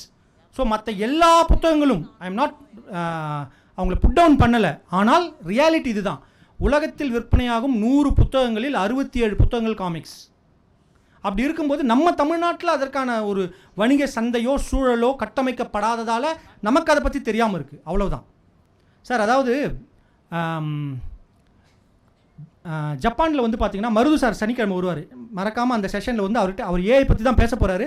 அவருடைய ஜப்பானிய காமிக்ஸ் சந்தை, இந்தியாவில் காமிகான் நடக்குது இல்லை, அந்த மாதிரி ஜப்பானில் காமிகான் ஒன்று நடக்கும். வருஷத்துக்கு 2 தடவை நடக்கும். 10 நாள் க்யூவில் நின்று போவாங்க. அதுக்குள்ளார 10 நாள் க்யூவில் நின்று உள்ளே போவாங்க அவங்க. அந்த மாதிரி இடங்கள்லாம் இருக்குது. ஸோ காமிக்ஸ்க்கான வரவேற்பு இப்போது ஹாலிவுட்டில் படங்கள்லாம் எங்கே லான்ச் பண்ணுறாங்கன்னு நினைக்கிறீங்க? SDCC, சாண்டியாகோ காமிகான் அப்படின்னு ஒன்று நடக்குது. அமெரிக்காவின் மிகப்பெரிய காமிக்ஸ் சந்தை அது. அந்த காமிக்ஸ் சந்தையில் தான் மார்வல், டிசி எல்லா படங்களுக்கான ட்ரெய்லரும் அங்கே தான் லான்ச் பண்ணுறாங்க. பாகுபலி 2 எங்கே சார் லான்ச் ஆச்சு? மும்பையில் நடந்த காமிகானில் தான் பாகுபலி 2 படத்தோட ட்ரெய்லர் லான்ச் பண்ணுறாங்க அவங்க. ஸோ காமிக்ஸ்க்கான மார்க்கெட் இப்போவும் இருக்கிறது. இந்திய அளவில் மக்கள் முழிச்சுக்கிட்டாங்க, தமிழ் அளவில் கொஞ்சம் டிலே ஆகுது சார், அவ்வளோதான். சார் கேளுங்க சார், எம்சியூ டிசி காமிக்ஸ் மாதிரி தமிழ்நாட்டில் ஒரு பெரிய காமிக் ஃப்ரான்ச்சைஸ் உருவாகுமா உங்கள் கருத்து? நிச்சயமாக உருவாகுங்க, நம்மளே உருவாக்குவோம். நன்றி. நன்றி ஐயா. வணக்கம் ஐயா. வணக்கம்ங்க. உங்கள் பேருங்க? சிந்து. சிந்து, சொல்லுங்கள். இந்த படத்து மூலம் எங்களுக்கெல்லாம் புரிஞ்சிச்சு, பார்வையற்ற மாணவர்களுக்கு இது நீங்கள் இதை எப்படி கொண்டு போய் சேர்ப்பீங்க? யாருக்குங்க? பார்வையற்ற மாணவர்கள், விஸ்வலி இம்பேர்ட், விஷுவலி சேலஞ்ச்டு. இருங்க, நான் உங்களுக்கு ஒரு விஷயம் சொல்லிடுறேன். நன்றிங்க, தேங்க்யூ சிந்து, நல்ல கேள்வி இது. இப்போது ஒரு புத்தக கண்காட்சிக்கு நீங்கள் போகிறீங்கன்னு வச்சுக்கோங்களேன், அங்கே ஒரு 100 பேர் வராங்கன்னு வச்சுக்கோங்க. புத்தக கண்காட்சிக்கு புத்தகங்களை வாங்குறதுக்கு 100 பேர் வராங்கன்னு வச்சுக்கோங்க. அந்த 100 பேருன்றது தமிழ்நாட்டு மக்கள் தொகையில் 1% கூட கிடையாது. 1% கூட கிடையாது. தமிழ்நாட்டில் புத்தகங்களை வாங்கி வாசிப்பவர்கள் தமிழ்நாட்டில் 1% கூட கிடையாது. நம்ம மக்கள் தொகை எவ்வளோங்க தமிழ்நாட்டுக்கு? ஒரு 9 கோடி இருக்குமா? 9 கோடி அவ்வளோதானே இருக்கும் அது. ஆனால் புத்தக விற்பனை அப்படின்னு சொல்லிட்டு ஒரு நம்பர் இருக்குது. அந்த நம்பர்லாம் நான் சொன்னேன்னு வச்சுக்கோங்களேன், ரொம்ப டிப்ரெஸிங்கான நம்பர்ஸ். தமிழில் மிக அதிகமாக விற்பனையாகிற புத்தகங்கள்லாம் எவ்வளோன்ற நம்பர்லாம் நீங்கள் கேட்டிங்கன்னா ரொம்ப டிப்ரெஸிங்காக இருக்கும் உங்களுக்கு. அதெல்லாம் அது புத்தகங்கள் அப்படின்றது ஒரு பெரிய ரவுண்ட், சரிங்களா? அந்த ரவுண்டில் காமிக்ஸ்ன்றது நாட் ஈவன் 1%. காமிக்ஸ்ன்றது 1% கூட இல்லை. இதில் இன்னொரு பெரிய விஷயம் என்ன தெரியுங்களா? அது புத்தகங்கள் படிக்கிறவங்களே காமிக்ஸை புட் டவுன் பண்ணுறாங்க. அது அது குழந்தைங்களுக்கான விஷயம் அப்படின்னு சொல்லிட்டுலாம் அது அவங்களுக்கே அது புரியல என்னும்போது, இது வந்து பார்த்தீங்கன்னாக்கா எப்படி சொல்கிறது, ஒரு ஒடுக்கப்பட்ட ஒரு இனமாக தான் காமிக்ஸ் இருக்குங்க. தமிழ் வாசிப்பு சூழல்லையே, தமிழ் புத்தக சூழல்லையே இது வந்து பார்த்தீங்கன்னாக்கா ஒரு ஒரு ஒடுக்கப்பட்ட இடமாக தான் இருக்குது. அது இதற்கான ஒரு வணிக சந்தையே இல்லை. அப்படி இருக்கும்போது முதல்ல இவங்களுக்கான ஒரு ஒரு ஒரு லெவல் பிளேயிங் ஃபீல்டை உருவாக்கி வாசிப்பும் காமிக்ஸ் வாசிப்பும் ஒன்று தான் அப்படின்ற ஒரு சிச்சுவேஷன் வரும்போது தான் இதற்கு அடுத்த கட்ட முயற்சிகள்லாம் கொண்டு போக முடியுங்க. அதனால் இப்போதைக்கு அதற்கான வாய்ப்புகள் தமிழில் இல்லைங்க. சார், நீங்கள் வந்து சொல்லியிருந்தீங்க 9 வருஷமாக நீங்கள் வந்து இ புக் தான் படிக்கிறீங்க அப்படின்ட்டு. ஆமாங்க. ஃபிசிக்கலாக புக்ஸ் படிக்கிறதுக்கும் இ புக்ஸில் படிக்கிறதுக்கு என்ன சார் அட்வான்டேஜ் அப்புறம் டிஸ்அட்வான்டேஜ்லாம் இருக்குது? அதாவதுங்க ஒரு 2-3 ஆப் இருக்குது, பெய்டு ஆப் இருக்குங்க, சரிங்களா? காமிக்ஸாலஜி அப்படின்னு சொல்லிட்டு ஒரு ஆப் ஒன்று இருக்குது. அதே மாதிரி வந்து பார்த்தீங்கன்னாக்கா வேறு 2-3 ஆப்புகள்லாம் இருக்குது. அதெல்லாம் அதில் எனக்கு எவ்ரி வெட்னஸ்டே அமெரிக்காவில் வந்து பார்த்தீங்கன்னாக்கா நியூ காமிக் புக் டே அப்படின்வாங்க, NCBD அப்படின்வாங்க. புதன்கிழமை அமெரிக்காவில் ஒவ்வொரு புதன்கிழமையும் ஒரு 30 காமிக்ஸ் ரிலீஸ் ஆகும், புது காமிக்ஸ்கள் ரிலீஸ் ஆகும். அதை நான் இந்தியாவில் ஆர்டர் பண்ணி வாங்கணும்னு வச்சுக்கோங்களேன், எனக்கு அது கிட்டத்தட்ட ஒரு 20-21 நாள் ஆகும் இங்கே ரீச் ஆகிறதுக்கு. அது ஆனால் நான் காமிக்ஸாலஜியில் அங்கே $1 $2 இருக்கிற ஒரு புத்தகத்தை பாதி விலையில் புக்காக என்னால் இங்கேயே படிச்சிட முடியும். இது முதல் விஷயம், ஆக்சசிபிலிட்டி. ஃபார் எக்ஸாம்பிள், இப்போ நான் எட்டர்நாட் அப்படின்னு சொல்லிட்டு ஒரு கிராஃபிக் நாவலை பற்றி சொன்னேன். அந்த கிராஃபிக் நாவல் வரும்போது அட்வான்ஸ் புக்கிங் பண்ணி இருந்தாலுமே கூட எனக்கு அது வந்து சேர்றதுக்கு டைம் ஆகுது. ஃபார் எக்ஸாம்பிள், 2 வருஷத்துக்கு ஒரு தடவை ஆஸ்ட்ரிக்ஸ் அப்படின்னு சொல்லிட்டு ஒரு பாப்புலர் கேரக்டர் இருக்குது. நம்ம தமிழில் புலி அப்படின்னு ஒரு படம் எடுத்தாங்க இல்லையா, அதனோட ஒரிஜினல், சரிங்களா? அஸ்டெரிக்ஸ் அப்படின்னு அதை ப்ரொனவுன்ஸ் பண்ணணும். அந்த ஆஸ்ட்ரிக்ஸ் வந்து நவம்பர் மாதம் எவ்ரி ஆல்டர்னேட்டிவ் இயர் 2 வருஷத்துக்கு ஒரு தடவை நவம்பரில் அது வரும். அந்த புத்தகம் நான் அட்வான்ஸ் புக்கிங் பண்ணி வாங்குவேன். எனக்கு அது கொஞ்சம் டிலேவாக தான் வருது அது. ஆனால் இப்போ நான் புக்காக படிக்கிறதுல எனக்கு அந்த டிலே இல்லை. அவன் ஃப்ரான்ஸில் என்றைக்கு அந்த புக்கு ரிலீஸ் ஆகுதோ, யூஎஸில் என்றைக்கு அந்த புக்கு ரிலீஸ் ஆகுதோ, அதே நாளில் அதே டைமில் என்னால் இந்த புத்தகத்தை என்னால் படிக்க முடியுது என்னோட டேப்பில். முதல் விஷயம். ரெண்டாவது, நான் எப்படிப்பட்ட ஆள்னாக்கா ஒரு நாளைக்கு கம்பல்சரி 1.5 மணி நேரம் காலையில் படிக்கணும்னு நினைக்கிறவன். ப்ளஸ் எங்கெங்கெல்லாம் வாய்ப்பு கிடைக்குதோ அங்கெல்லாம் உட்காந்து படிச்சுட்டு இருப்பேன். என்னோட பேக்கில் எல்லா புத்தகங்களையும் நான் கொண்டு போயிட்டு இருக்க முடியாது. அதே மாதிரி ஒரே டைமில் நான் 4-5 புத்தகங்களை கன்கரண்ட்டாகவும் படிப்பேன். ஸோ எனக்கு ஒரு டேப் அப்படின்னும்போது எந்த ஒரு கதையினாலும் என்னால் சூஸ் பண்ணி என்னால் படிக்க முடியுது. அது டிஜிட்டலாக படிக்கும்போது 2வது அட்வான்டேஜ்.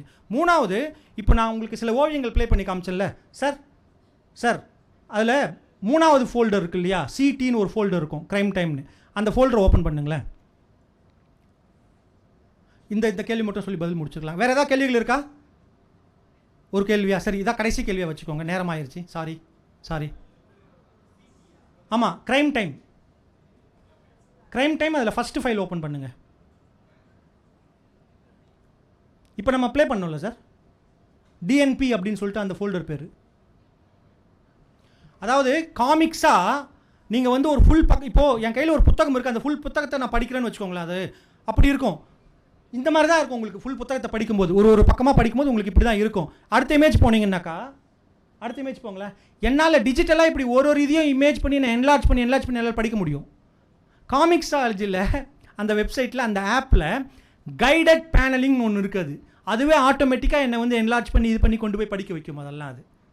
ஸோ அந்த டைமிங் என்னால் அதே நேரத்தில் மற்றவங்க எப்போ படிக்கிறாங்களோ அதே நேரத்தில் என்னால் படிக்க முடியுதுன்னு ஒன்று. அது ரெண்டாவது கன்வீனியன்ஸ் ரீடிங் அப்படின்னு ஒன்று இருக்குது. அப்பாயின்மெண்ட் ரீடிங் இல்லாமல் கன்வீனியன்ட் ரீடிங்னு ஒன்று இருக்குது. மூணாவது வசதின்னு ஒன்று இருக்குது. கண்ணாடி போட்டு தான் நான் படிக்கிறேன். எனக்கு வந்து பார்த்திங்கன்னா டிஜிட்டலாக படிக்கும்போது ரொம்ப ஈஸியாக இருக்குது. இந்த காரணங்கள் தாங்க அது. இல்லைங்க, இது பவர் கிளாஸ். புரியல? இல்லைங்க, என்னுடைய நார்மல் கிளாஸும் இந்த கிளாஸுமே ரெண்டுமே ஒரே பவர். சரிங்களா? ஸோ பவர் கிளாஸ் தான் இது. கிளாருக்காக ஸ்டைலுக்காக போட்டதில்லை. சார் கடைசி கேள்வி. சார் வணக்கம். வணக்கம், உங்கள் பேர்? கார்த்திக். கார்த்திக், சொல்லுங்கள். கேள்வி இல்லை, ஒரு சஜஷன் தான். ஒரு கேள்வி வந்ததுனால இந்த யோசனை தோணுச்சு. விஷுவலி சேலஞ்ச் கிட்ட இதை எப்படி கொண்டு போய் சேர்ப்பீங்க அப்படின்ற கேள்விக்கு இப்போதைக்கு சாத்தியம் இல்லைன்ற பதில் வந்து, இப்போதைக்கு தமிழில் எங்களால் சாத்தியம் இல்லை. அதுக்கு என்ன அப்படின்னா, இப்போதான் நாங்கள் மின் புத்தகங்களை ஆதரிச்சுக்கிட்டு இருக்கோம். மின் புத்தகங்கள் அதிகமாக வந்துகிட்டே இருக்கு. இப்போ மின் புத்தகங்கள்ல இந்த காமிக்ஸை கொண்டு வந்துட்டு இருக்கும் போது ஆல் டெக்ஸ்ட்னு ஒரு விஷயம் இருக்கு. இமேஜை அதுக்கான பேக்ரவுண்டில் டெக்ஸ்ட்டை கொடுத்தா அந்த இமேஜில் என்ன இருக்குன்றதை படிக்கும். அந்த இமேஜ் கிட்ட நாங்கள் போனோம் அப்படின்னா, ஆக்சுவலி நான் ஒரு விஷுவலி சேலஞ்ச், அதனால் இந்த விஷயத்தை எக்ஸ்பிளைன் பண்ணுறேன். ஓகே. ஸோ அந்த ஆல் டெக்ஸ்ட் மூலியமாக இந்த காமிக்ஸை கண்டிப்பாக எல்லாருக்கிட்டையுமே கொண்டு போக முடியும். இங்கே நிறைய எழுத்தாளர்கள் மின் புத்தகமாக பதிப்பிடுறதையே ரொம்ப யோசிக்கிறாங்க. பொருளாதார ரீதியிலேயே அதை பண்ணலாம், வாங்கி படிக்க இங்கே ஆட்கள் இருக்கிறாங்க அப்படின்றது தான் உண்மை.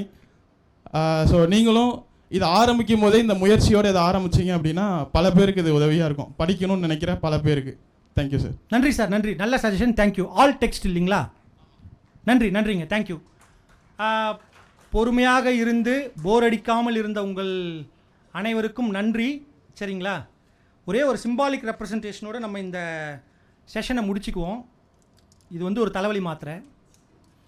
ஆரம்பத்தில் நான் போட்டிருக்கணும், லாஸ்ட்டில் போடுறேன். ரொம்ப நன்றிங்க, thank you so much, so kind of you. சரிங்களா? தயவு செஞ்சு படிங்க, தமிழில் படிங்க, உங்கள் தாய்மொழியில் படிங்க, காமிக்ஸாக படிங்க.